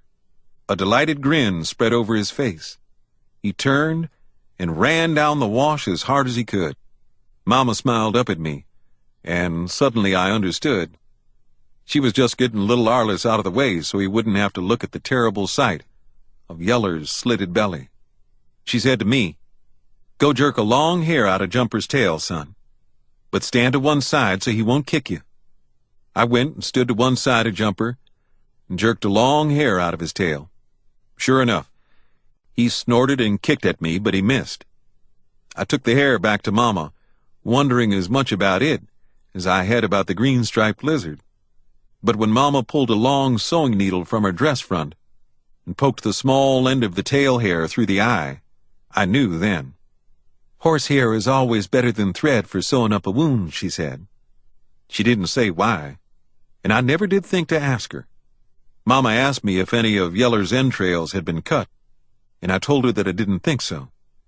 "Well, I won't bother them then," she said. "Anyway, if they are, I don't think I could fix them." It was a long, slow job sewing up Old Yeller's belly, and the way his flesh would flinch and quiver when Mama poked the needle through, it must have hurt. But if it did, Old Yeller didn't say anything about it. He just lay there and licked my hands while I held him.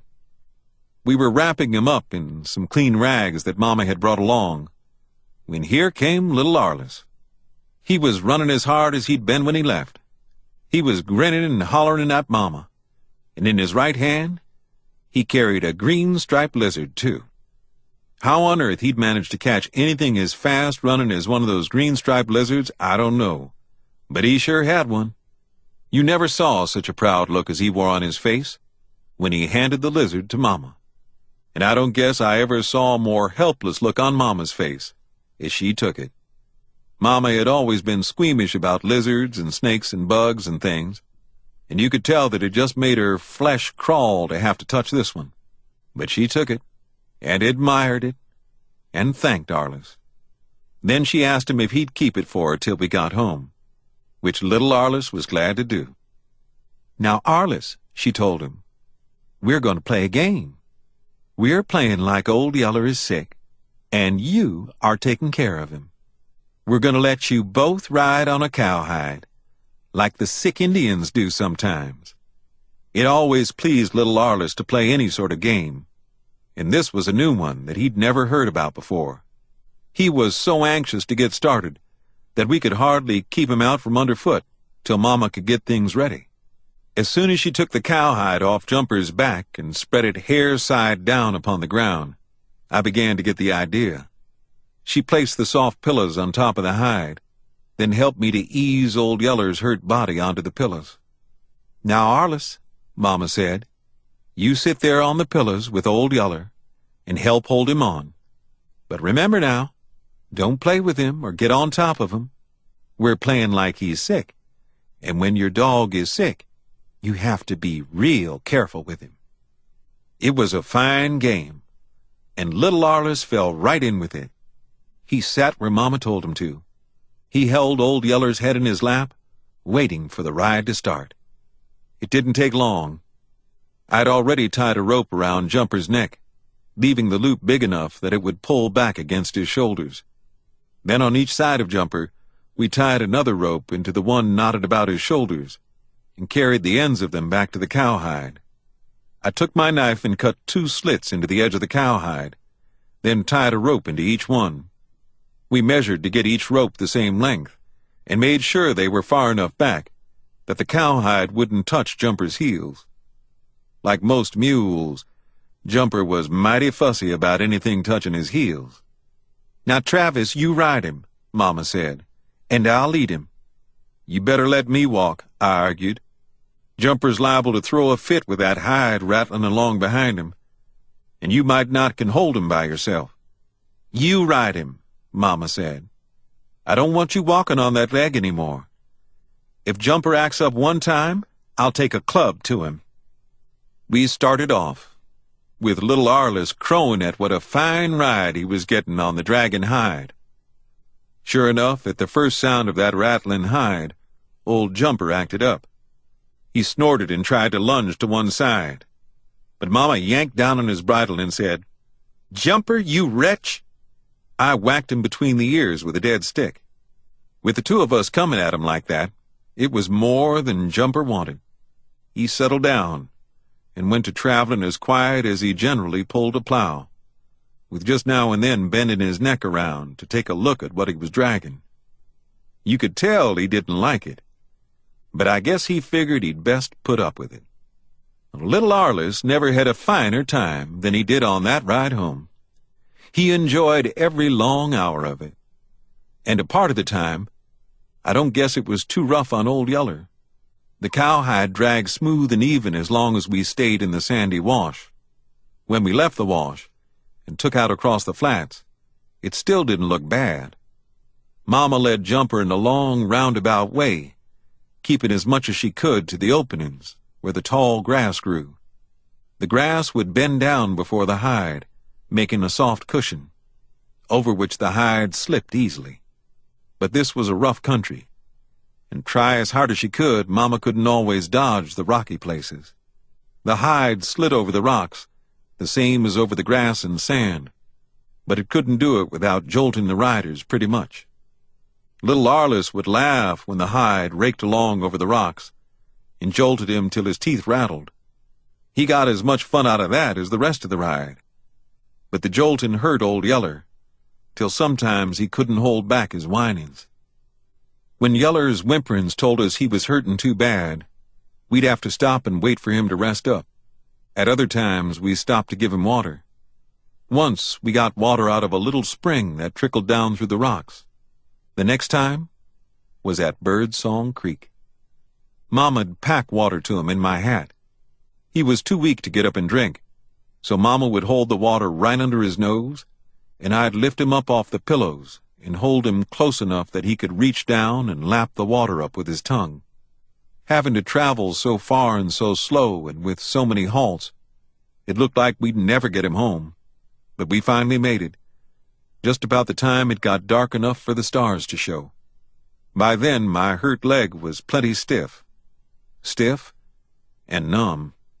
It was all swelled up and felt as dead as a chunk of wood. When I slid down off Jumper's back, it wouldn't hold me. I fell clear to the ground and lay in the dirt, too tired and hurt to get up. Mama made a big to-do about how weak and hurt I was, but I didn't mind. We'd gone and brought Old Yeller home, and he was still alive. There by the starlight, I could see him licking little Arliss's face. Little Arliss was sound asleep. Chapter 12. For the next couple of weeks, old Yeller and I had a rough time of it. I lay on the bed inside the cabin, and Yeller lay on the cowhide in the dog run, and we both hurt so bad that we were wallowing and groaning and whimpering all the time.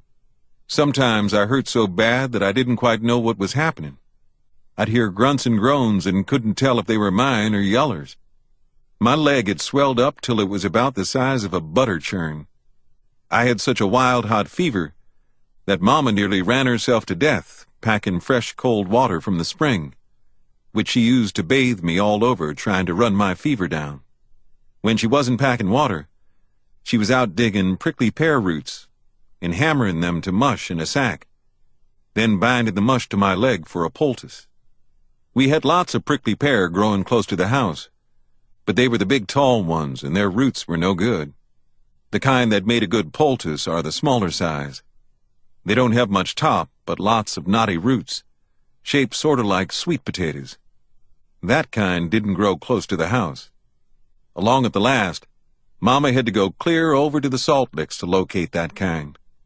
When Mama wasn't waiting on me, she was taking care of old Yeller. She waited on him just like she did me.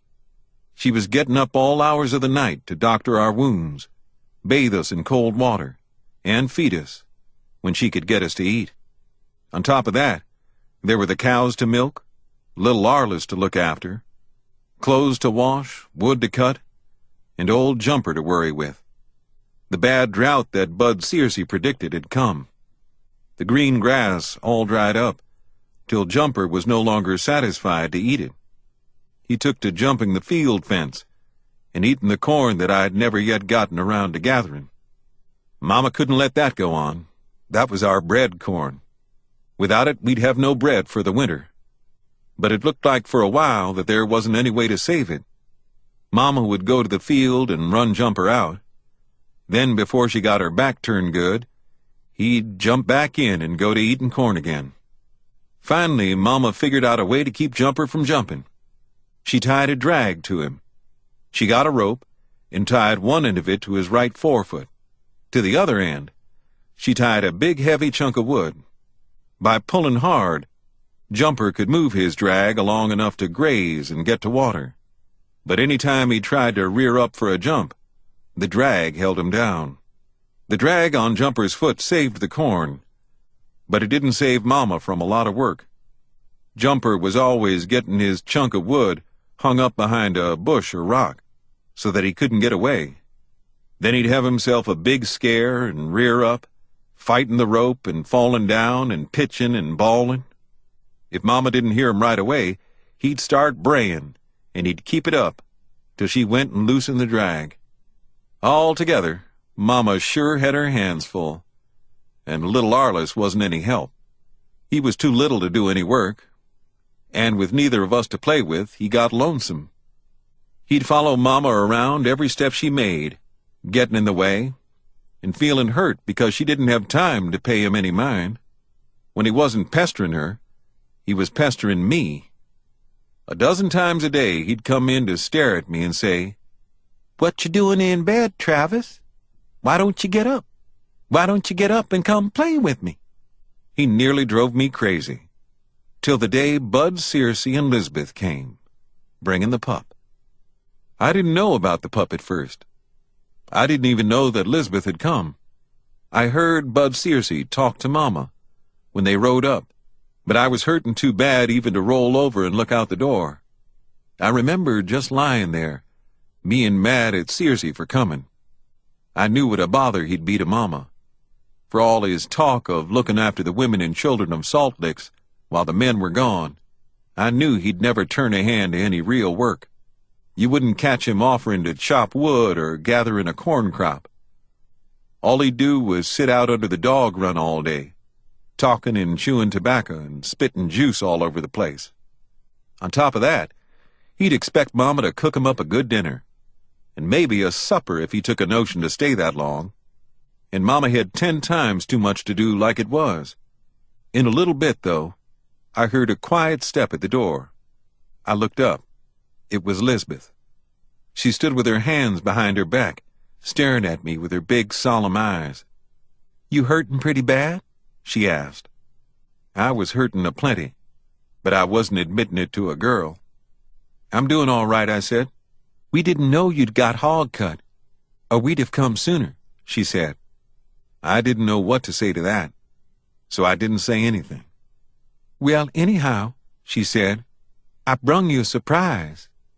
I was too sick and worn out to care about a surprise right then.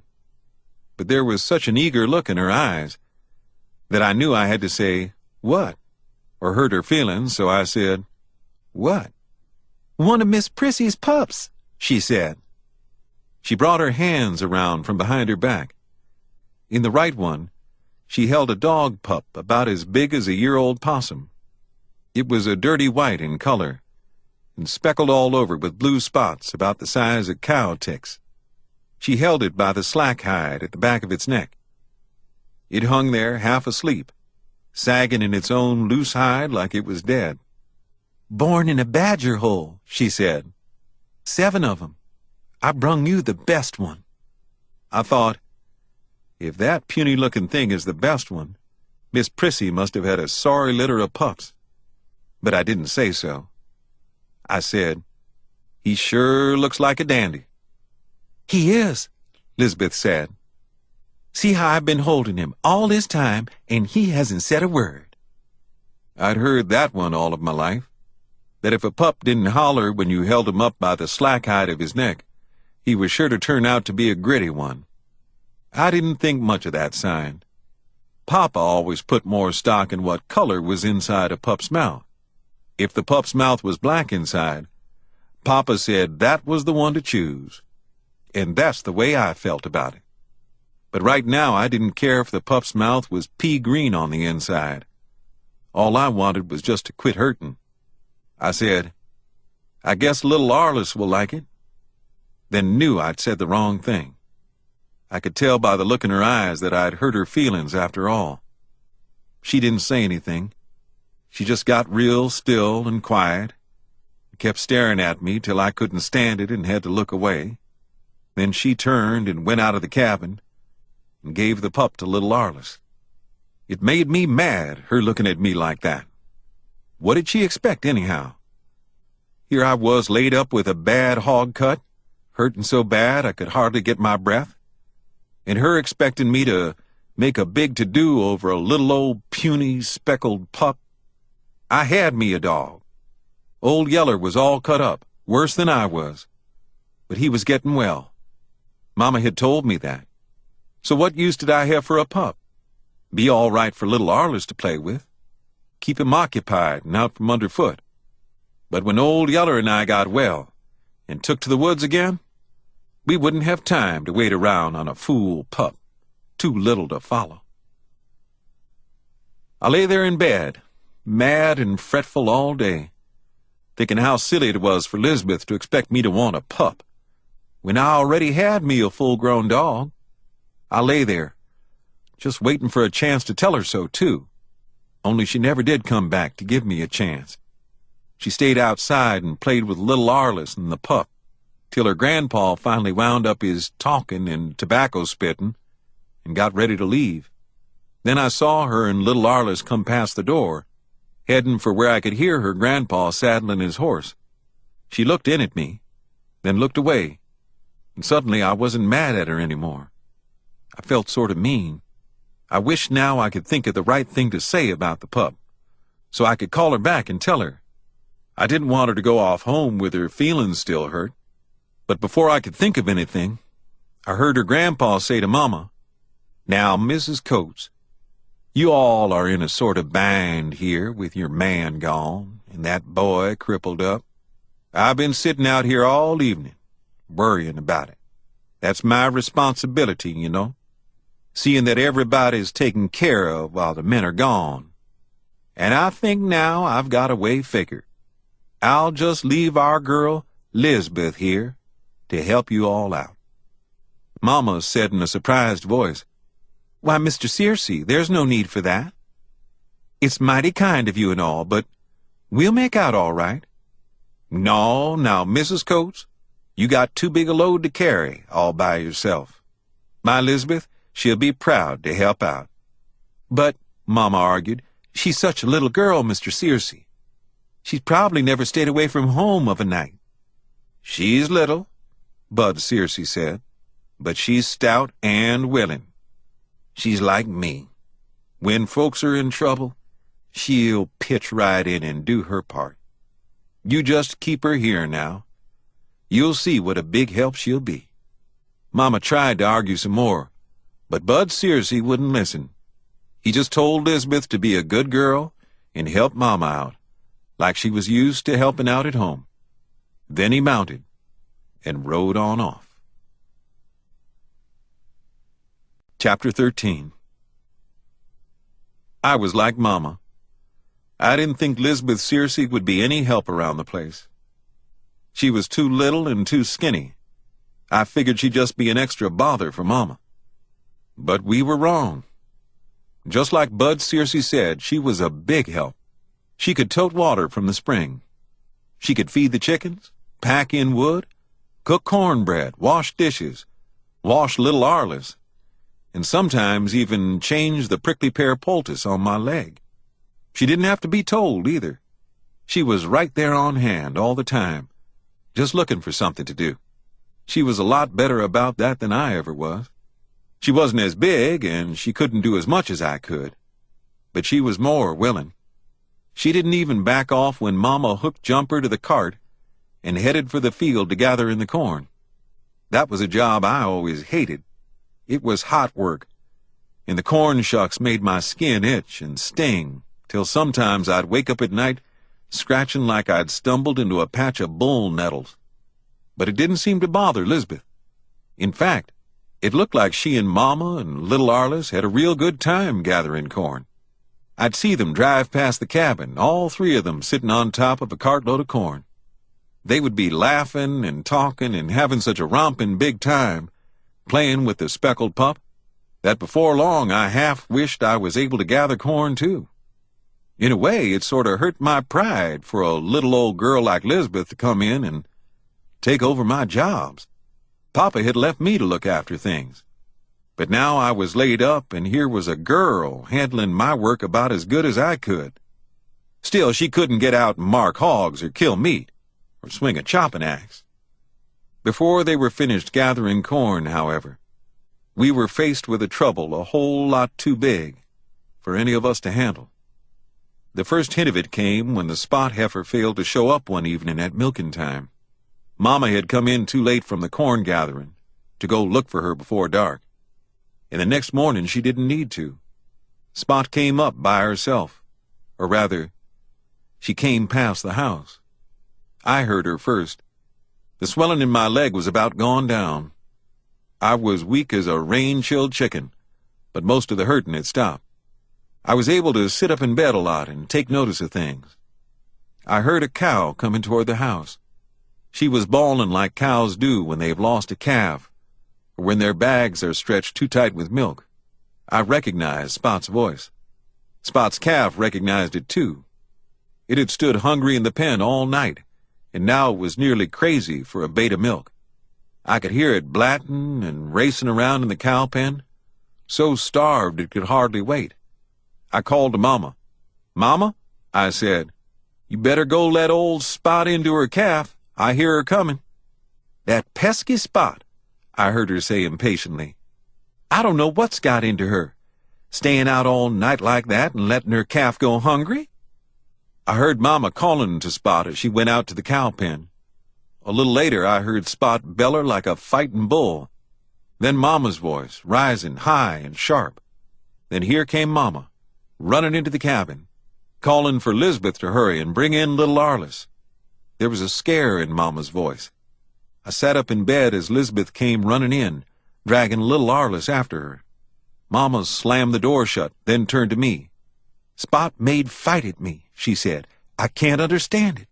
It was like I was some varmint that she'd never seen before." Mama turned and opened the door a crack. She looked out, then threw the door wide open, and stood staring toward the cow pen. "Why, look at her now," she said. "She's not paying one bit of attention to her calf. She's just going on past the cow pen like her calf wasn't there. She's acting as crazy as if she'd got hold of a beta pea vine." There was a little pea vine that grew wild all over the hills during wet winters and bloomed pale lavender in the spring. Cattle and horses could eat it mixed with grass and get fat on it. But sometimes when they got too big a bait of it alone, it poisoned them. Generally, they'd stumble around with the blind staggers for a while, then gradually get well. Sometimes, though, the pea vine killed them. I sat there for a moment, listening to Spot. She was bawling again, like when I first heard her. But now she was heading off into the brush again, leaving her calf to starve. I wondered where she'd got enough pea vine to hurt her. "But, Mama," I said, "she couldn't have eaten pea vine. The pea vine is all dead and gone this time of year." Mama turned and looked at me, then looked away. "I know," she said. "That's what's got me so worried." I thought of what Vern Sanderson had told me about animals that didn't act right. I said, "Cows don't ever get hydrophobia, do they?" I saw Elizabeth start at the word. She stared at me with big, solemn eyes. "I don't know," Mama said. "I've seen dogs with it, but I've never heard of a cow brute having it. I just don't know." In the next few days, while old Yeller and I healed fast, we all worried and watched. All day and all night, Spot kept right on doing what she did from the start. She walked and she bawled. She walked mostly in a wide circle that brought her pretty close to the house about twice a day, and then carried her so far out into the hills that we could just barely hear her. She walked with her head down. She walked slower, and her bawling got weaker as she got weaker. But she never stopped walking and bawling. When the bull came, he was worse, and a lot more dangerous. He came 2 or 3 days later. I was sitting out under the dog run at the time. I'd hobbled out to sit in a chair beside old Yeller, where I could scratch him under his chewed-off ear. That's where he liked to be scratched best. Mama was in the kitchen cooking dinner. Lisbeth and little Arliss had gone off to the creek below the spring to play with the pup and to fish for catfish. I could see them running and laughing along the bank, chasing after grasshoppers for bait. Then I heard this moaning sound and turned to watch a bull come out of the brush. He was the roan bull, the one that the droopy-horned Chongo had dumped into the Mexican cart the day of the fight. But he didn't walk like any bull I'd ever seen before. He walked with his head hung low and wobbling. He reeled and staggered like he couldn't see where he was going. He walked head-on into a mesquite tree like it wasn't there, and fell to his knees when he hit it. He scrambled to his feet and came on, grunting and staggering and moaning, heading toward the spring. Right then, for the first time since we'd brought him home, old Yeller came up off his cowhide bed. He'd been lying there beside me, paying no attention to sight or sound of the bull. Then I guess the wind must have shifted and brought him the bull's scent, and evidently that scent told him for certain what I was only beginning to suspect. He rose with a savage growl. He moved out toward the bull, so trembly weak that he could hardly stand. His loose lips were lifted in an ugly snarl, baring his white fangs. His hackles stood up in a ragged ridge along the back of his neck and shoulders. Watching him, I felt a prickling at the back of my own neck. I'd seen him act like that before, but only when there was the greatest danger, never while just facing a bull. Suddenly, I knew that Mama and I had been fooling ourselves. Up till now, we'd been putting off facing up to facts. We'd kept hoping that the heifer Spot would get over whatever was wrong with her. Mama and Lisbeth had kept Spot's calf from starving by letting it suck another cow. They'd had to tie the cow's hind legs together to keep her from kicking the calf off, but they'd kept it alive, hoping Spot would get well and come back to it. Now, I knew that Spot wouldn't get well. and this bull wouldn't either. I knew they were both deathly sick with hydrophobia. Old Yeller had scented that sickness in this bull, and somehow sensed how fearfully dangerous it was. I thought of Lisbeth and little Arliss down past the spring. I came up out of my chair, calling for Mama. "Mama," I said, "bring me my gun, Mama." Mama came hurrying to the door. "What is it, Travis?" she wanted to know. "That bull," I said, pointing. "He's mad with hydrophobia, and he's heading straight for Lisbeth and little Arliss." Mama took one look, said, "Oh, my Lord," in almost a whisper. She didn't wait to get me my gun or anything else. She just tore out for the creek, hollering for Lisbeth and little Arliss to run, to climb a tree, to do anything to get away from the bull. I called after her, telling her to wait, to give me a chance to shoot the bull.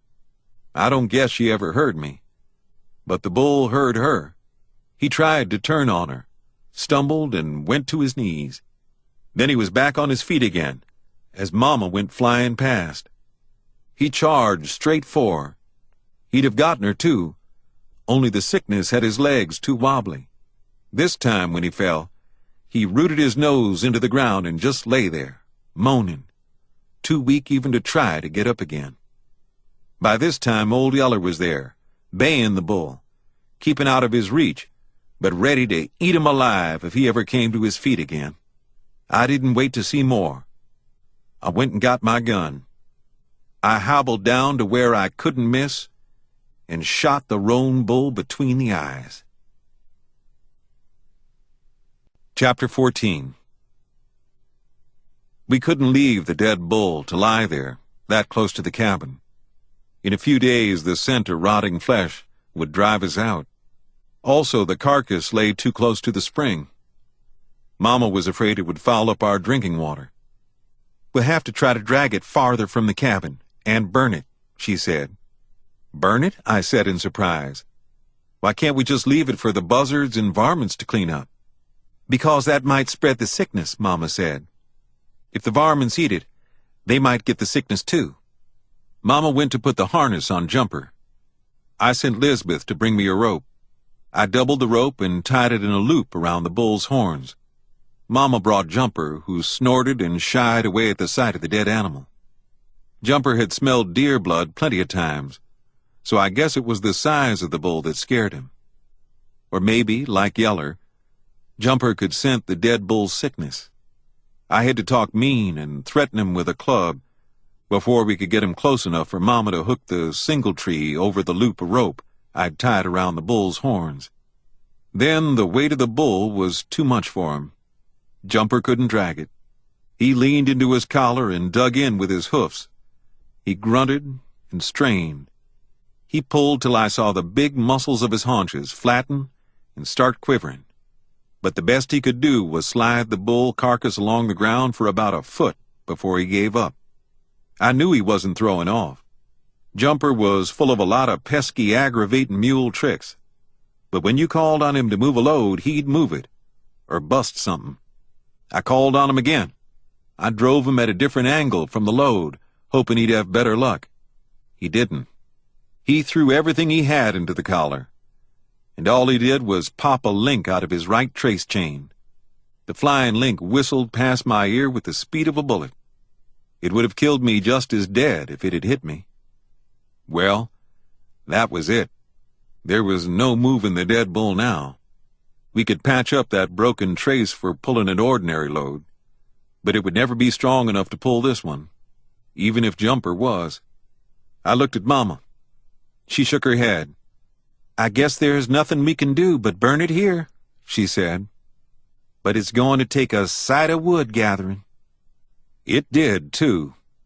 We'd lived there long enough to use up all the dead wood close to the cabin. Now Mama and Lisbeth had to go way out into the brush for it. I got a piece of rawhide string and patched up the trace chain, and Mama and Lisbeth used Jumper to drag up big dead logs. I helped them pile the logs on top of the bull. We piled them up till we had the carcass completely covered, then set fire to them. In a little bit, the fire was roaring. Sheets of hot flame shot high into the air. The heat and the stench of burnt hair and scorching hide drove us back. It was the biggest fire I'd ever seen. I thought there was fire enough there to burn 3 bulls.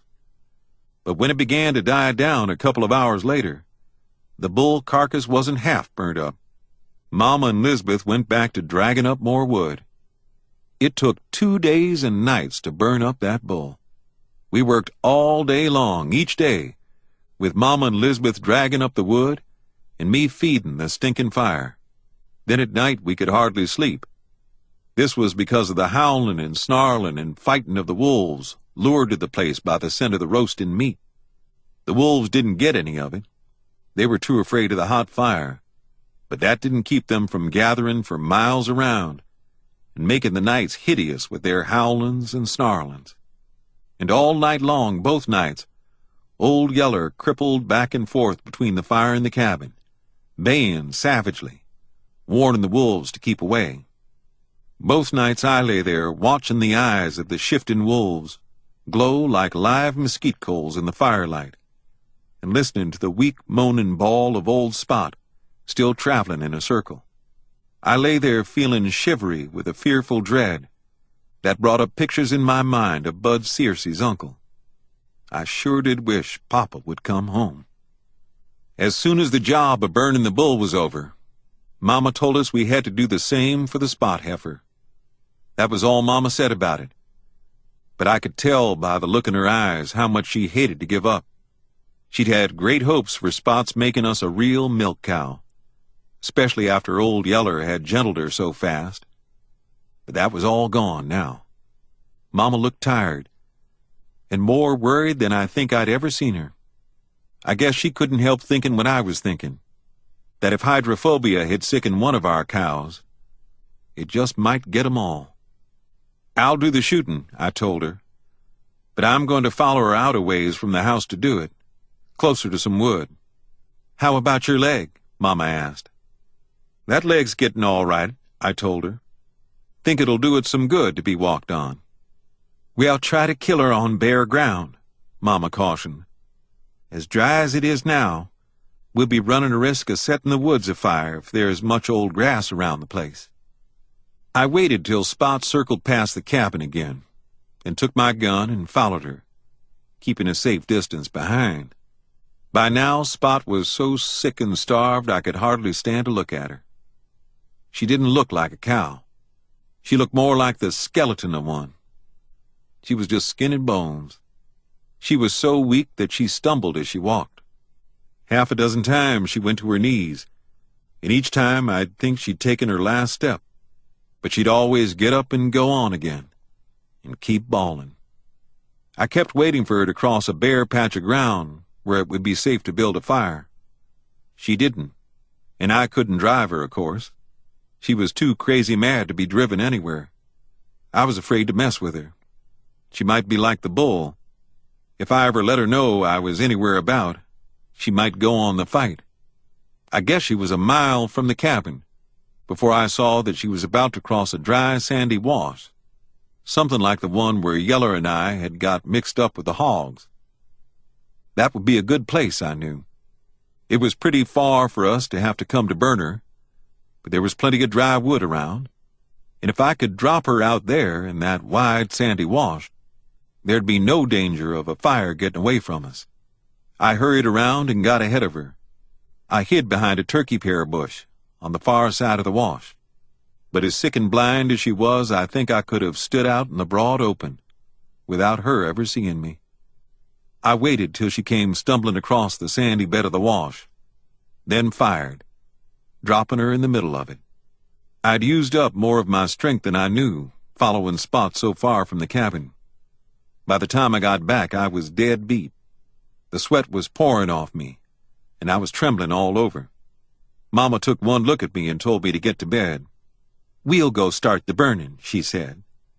"You stay on that leg any longer, and it'll start swelling again." I didn't argue. I knew I was too weak and tired to take another walk that far without rest. So I told Mama where to find Spot, and told her to leave little Arliss with me, and watched her and Lisbeth head out, both mounted on Jumper. Mama was carrying a pan full of live coals to start the fire with. At the last minute, Yeller got up off his cowhide. He stood watching them a minute, like he was trying to make up his mind about something. Then he went trotting after them. He was still thin and rough-looking and crippling pretty badly in one leg. But I figure he knew better than I did whether or not he was able to travel. I didn't call him back. As it turned out, it's a good thing I didn't. Only afterward, I wished 1,000 times that I could have had some way of looking ahead to what was going to happen. Then I would have done everything that I could to keep all of them from going. With little Arliss to look after, I sure didn't mean to drop off to sleep. But I did, and slept till sundown, when suddenly I jerked awake, feeling guilty about leaving him alone so long. I needn't have worried. Little Arliss was right out there in the yard, playing with the speckled pup. They had themselves a game going. Arliss was racing around the cabin, dragging a short piece of frayed rope. The pup was chasing the rope. Now and then he'd get close enough to pounce on it. Then he'd let out a growl and set teeth into it, and try to shake it and hang on at the same time. Generally, he got jerked off his feet and turned a couple of somersets, but that didn't seem to bother him. The next time Arliss came racing past, the pup would tie into the rope again. I wondered if he wouldn't get some of his baby teeth jerked out at such rough play, but guessed it wouldn't matter. He'd soon be shedding them anyhow. I wondered, too, what was keeping Mom and Lisbeth so long. Then I thought how far it was to where the dead cow lay, and how long it would take for just the two of them to drag up enough wood and get a fire started, and figured they'd be lucky if they got back before dark. I went off to the spring after a bucket of fresh water and wondered when Papa would come back. Mama had said a couple of days ago that it was about that time, and I hoped so. For one thing, I could hardly wait to see what sort of horse Papa was going to bring me. But mainly this hydrophobia plague had me scared. I'd handled things pretty well until that came along. Of course, I'd gotten a pretty bad hog cut, but that could have happened to anybody, even a grown man. And I was about to get well of that. But if the sickness got more of our cattle, I wouldn't know what to do. Chapter 15. It wasn't until dark came that I really began to get uneasy about Mom and Lisbeth. Then I could hardly stand it because they hadn't come home. I knew in my own mind why they hadn't. It had been late when they'd started out. They'd had a good long piece to go, and even with wood handy, it took considerable time to drag up enough for the size fire they needed. And I couldn't think of any real danger to them. They weren't far enough away from the cabin to be lost. And if they were, Jumper knew the way home. Also, Jumper was gentle. There wasn't much chance that he'd scare and throw them off. On top of all that, they had Old Yeller along. Old Yeller might be pretty weak and crippled yet, but he'd protect them from just about anything that might come their way. Still, I was uneasy. I couldn't help having the feeling that something was wrong. I'd have gone to see about them if it hadn't been for little Arliss. It was past his supper time. He was getting hungry and sleepy and fussy. I took him and the speckled pup inside the kitchen and lit a candle. I settled them on the floor and gave them each a bowl of sweet milk, into which I'd crumbled cold cornbread. In a little bit, both were eating out of the same bowl. Little Arliss knew better than that, and I ought to have paddled him for doing it. But I didn't. I didn't say a word. I was too worried.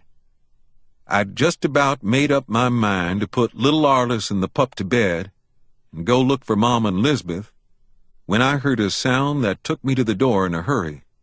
It was the sound of dogs fighting. The sound came from way out there in the dark. But the minute I stepped outside, I could tell that the fight was moving toward the cabin. Also, I recognized the voice of Old Yeller. It was the sort of raging yell he let out when he was in a fight to the finish. It was the same savage roaring and snarling and squalling that he'd done the day he fought the killer hogs off me. The sound of it chilled my blood. I stood rooted to the ground, trying to think what it could be, what I ought to do. Then I heard Jumper snorting keenly, and Mama calling in a frightened voice, "Travis, Travis, make a light, son, and get your gun, and hurry." I came alive then. I hollered back at her to let her know that I'd heard. I ran back into the cabin and got my gun. I couldn't think at first what would make the sort of light I needed, then recollected a clump of bear grass that Mom had recently grubbed out, where she wanted to start a new fall garden. Bear grass has an oily sap that makes it burn bright and fierce for a long time. A pile of it burning would make a big light. I ran and snatched up 4 bunches of the half-dried bear grass. The sharp ends of the stiff blades stabbed and stung my arms and chest as I grabbed them up, but I had no time to bother about that. I ran and dumped the bunches in a pile on the bare ground outside the yard fence, then hurried to bring a live coal from the fireplace to start them burning. I fanned fast with my hat. The bear grass blades started smoking, giving off their foul smell. A little flame started, flickered, and wavered for a moment, then bloomed suddenly, and leaped high with a roar. I jumped back, gun held ready, and caught my first glimpse of the screaming, howling battle that came wheeling into the circle of light. It was old Yeller, all right, tangled with some animal as big and savage as he was. Mama called from outside the light's rim, "Careful, son, and take close aim. It's a big loafer wolf gone mad." My heart nearly quit on me. There weren't many of the gray loafer wolves in our part of the country, but I knew about them. They were big and savage enough to hamstring a horse or drag down a full-grown cow. And here was old Yeller, weak and crippled, trying to fight a mad one. I brought up my gun, then held fire while I hollered at Mama. "Y'all get in the cabin," I yelled. "I'm scared to shoot till I know you're out of the line of fire." I heard Mama whacking Jumper with a stick to make him go. I heard Jumper's snort and the clatter of his hoofs as he went galloping in a wide circle to come up behind the cabin. But even after Mama called from the door behind me, I still couldn't fire. Not without taking a chance on killing old Yeller. I waited, my nerves on edge, while old Yeller and the big wolf fought there in the firelight, whirling and leaping and snarling and slashing, their bared fangs gleaming white, their eyes burning green in the half-light. Then they went down in a tumbling roll that stopped with the big wolf on top, his huge jaws shut tight on Yeller's throat. That was my chance, and one that I'd better make good. As weak as old Yeller was, he'd never break that throat hold. There in the wavering light, I couldn't get a true bead on the wolf. I couldn't see my sights well enough. All I could do was guess aim and hope for a hit. I squeezed the trigger. The gun stock slammed back against my shoulder, and such a long streak of fire spouted from the gun barrel that it blinded me for a second. I couldn't see a thing. Then I realized that all the growling and snarling had hushed. A second later, I was running toward the 2 still gray forms lying side by side. For a second I just knew that I'd killed old Yeller too. Then about the time I bent over him, he heaved a big sort of sigh and struggled up to start licking my hands and wagging that stubbed tail. I was so relieved that it seemed like all the strength went out of me. I slumped to the ground and was sitting there, shivering, when Mama came and sat down beside me. She put one arm across my shoulders and held it there while she told me what had happened. Like I'd figured, it had taken her and Lisbeth till dark to get the wood dragged up and the fire to going around the dead cow. Then they'd mounted old Jumper and headed for home. They'd been without water all this time and were thirsty. When they came to the crossing on Birdsong Creek, they dismounted to get a drink, and while they were lying down drinking, the wolf came. He was right on them before they knew it. Mama happened to look up and see the dark hulk of him coming bounding toward them across a little clearing. He was snarling as he came, and Mama just barely had time to come to her feet and grab up a dead chinaberry pole before he sprang. She whacked him hard across the head, knocking him to the ground. Then old Yeller was there, tying into him. Mama and Lisbeth got back on Jumper and tore out for the house. Right after them, the wolf came, like he had his mind fixed on catching them, and nothing else. But Old Yeller fought him too hard and too fast. Yeller wasn't big and strong enough to stop him, but he kept him slowed down and fought away from Jumper and Mama and Lisbeth. "He had to have been mad, son," Mama wound up. "You know that no wolf in his right senses would have acted that way. Not even a big loafer wolf." "Yes'm," I said. "And it's sure a good thing that Old Yeller was along to keep him fought off." I shuddered at the thought of what could have happened without Old Yeller. Mama waited a little bit, then said in a quiet voice, "It was a good thing for us, son. But it wasn't good for Old Yeller." The way she said that gave me a cold feeling in the pit of my stomach. I sat up straighter. "What do you mean?" I said. "Old Yeller's all right. He's maybe chewed up some, but he can't be bad hurt. See, he's done trotting off toward the house." Then it hit me what Mama was getting at. All my insides froze. I couldn't get my breath. I jumped to my feet, wild with hurt and scare.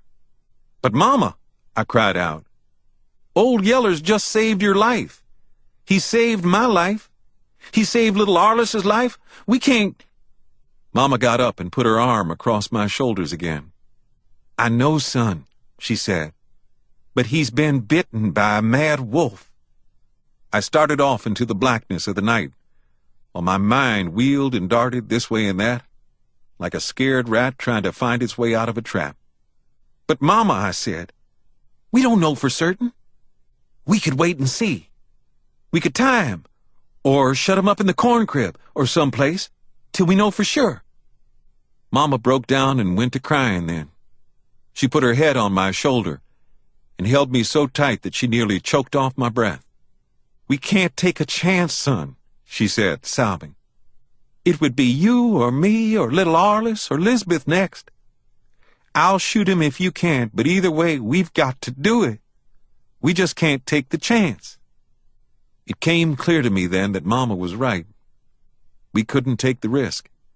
And from everything I had heard, I knew that there was very little chance of Old Yeller's escaping the sickness. It was going to kill something inside me to do it. But I knew then that I had to shoot my big Yeller dog. Once I knew for sure I had to do it, I don't think I really felt anything. I was just numb all over, like a dead man walking. Quickly I left Mama and went to stand in the light of the burning bear grass. I reloaded my gun and called Old Yeller back from the house. I stuck the muzzle of the gun against his head and pulled the trigger. Chapter 16.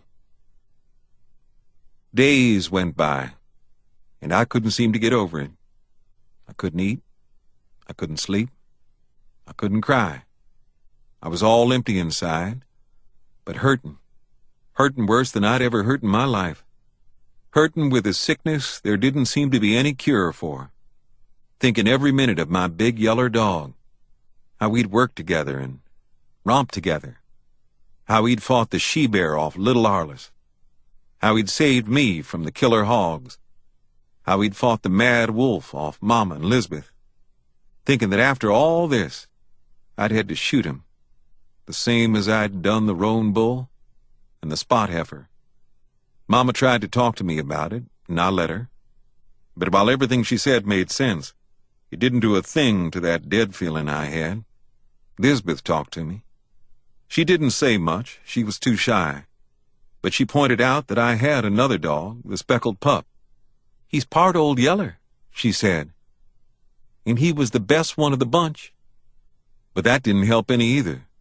The speckled pup might be part Old Yeller, but he wasn't Old Yeller. He hadn't saved all our lives, and then been shot down like he was nothing. Then one night it clouded up and rained till daylight. That seemed to wash away the hydrophobia plague. At least pretty soon afterward it died out completely. But we didn't know that then. What seemed important to us about the rain was that the next morning, after it fell, Papa came riding home through the mud. The long ride to Kansas and back had Papa drawn down till he was as thin and knotty as a fence rail. But he had money in his pockets, a big shout and laugh for everybody, and a saddle horse for me. The horse was a cat-stepping blue roan with a black mane and tail. Papa put me on him first thing and made me gallop him in the clearing around the house. The roan had all the pride and fire any grown man would want in his best horse. It was as gentle as a pet. "Now, isn't he a dandy?" Papa asked.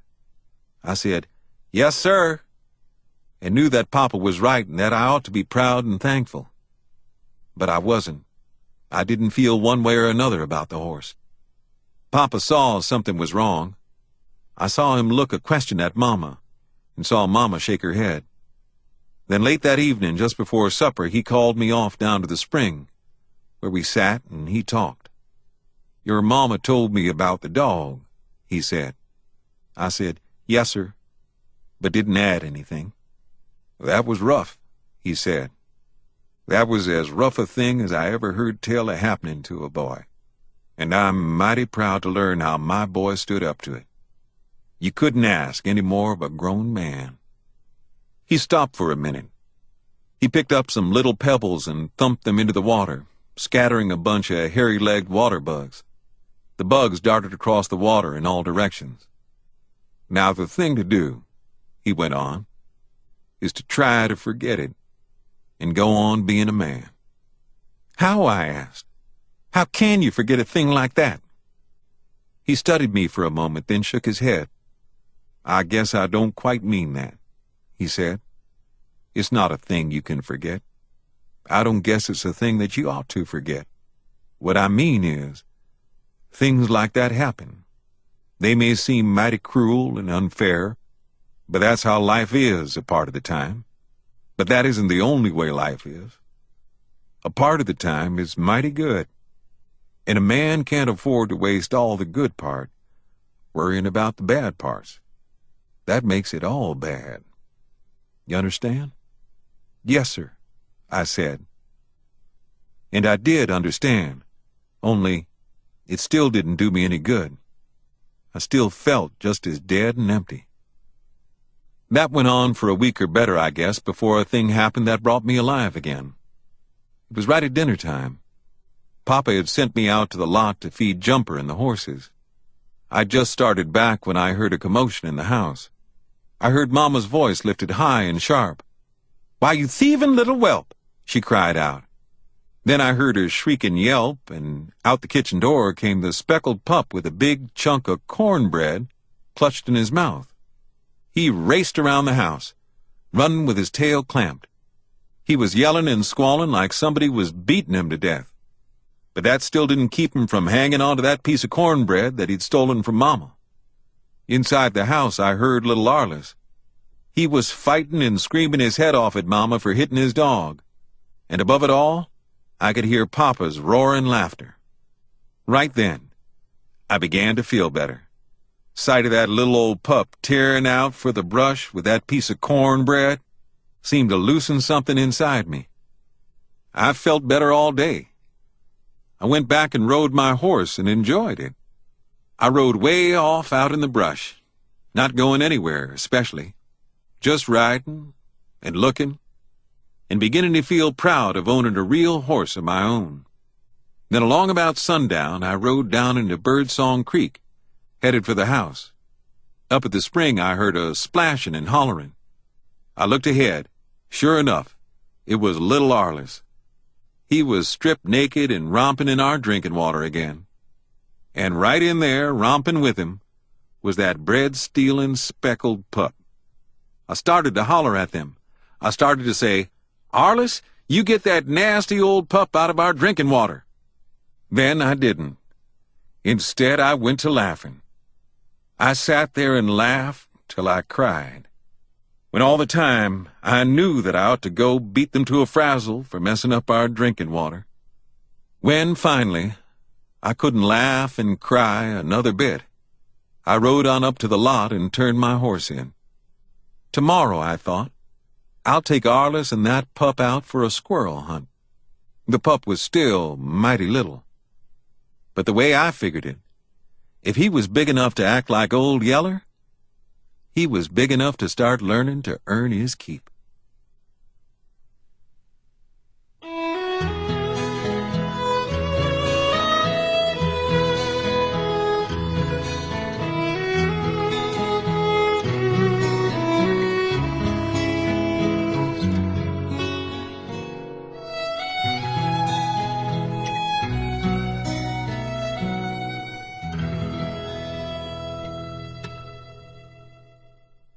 This recording of Old Yeller by Fred Gibson was produced and directed by Paul Rubin Productions and performed by Peter Francis James.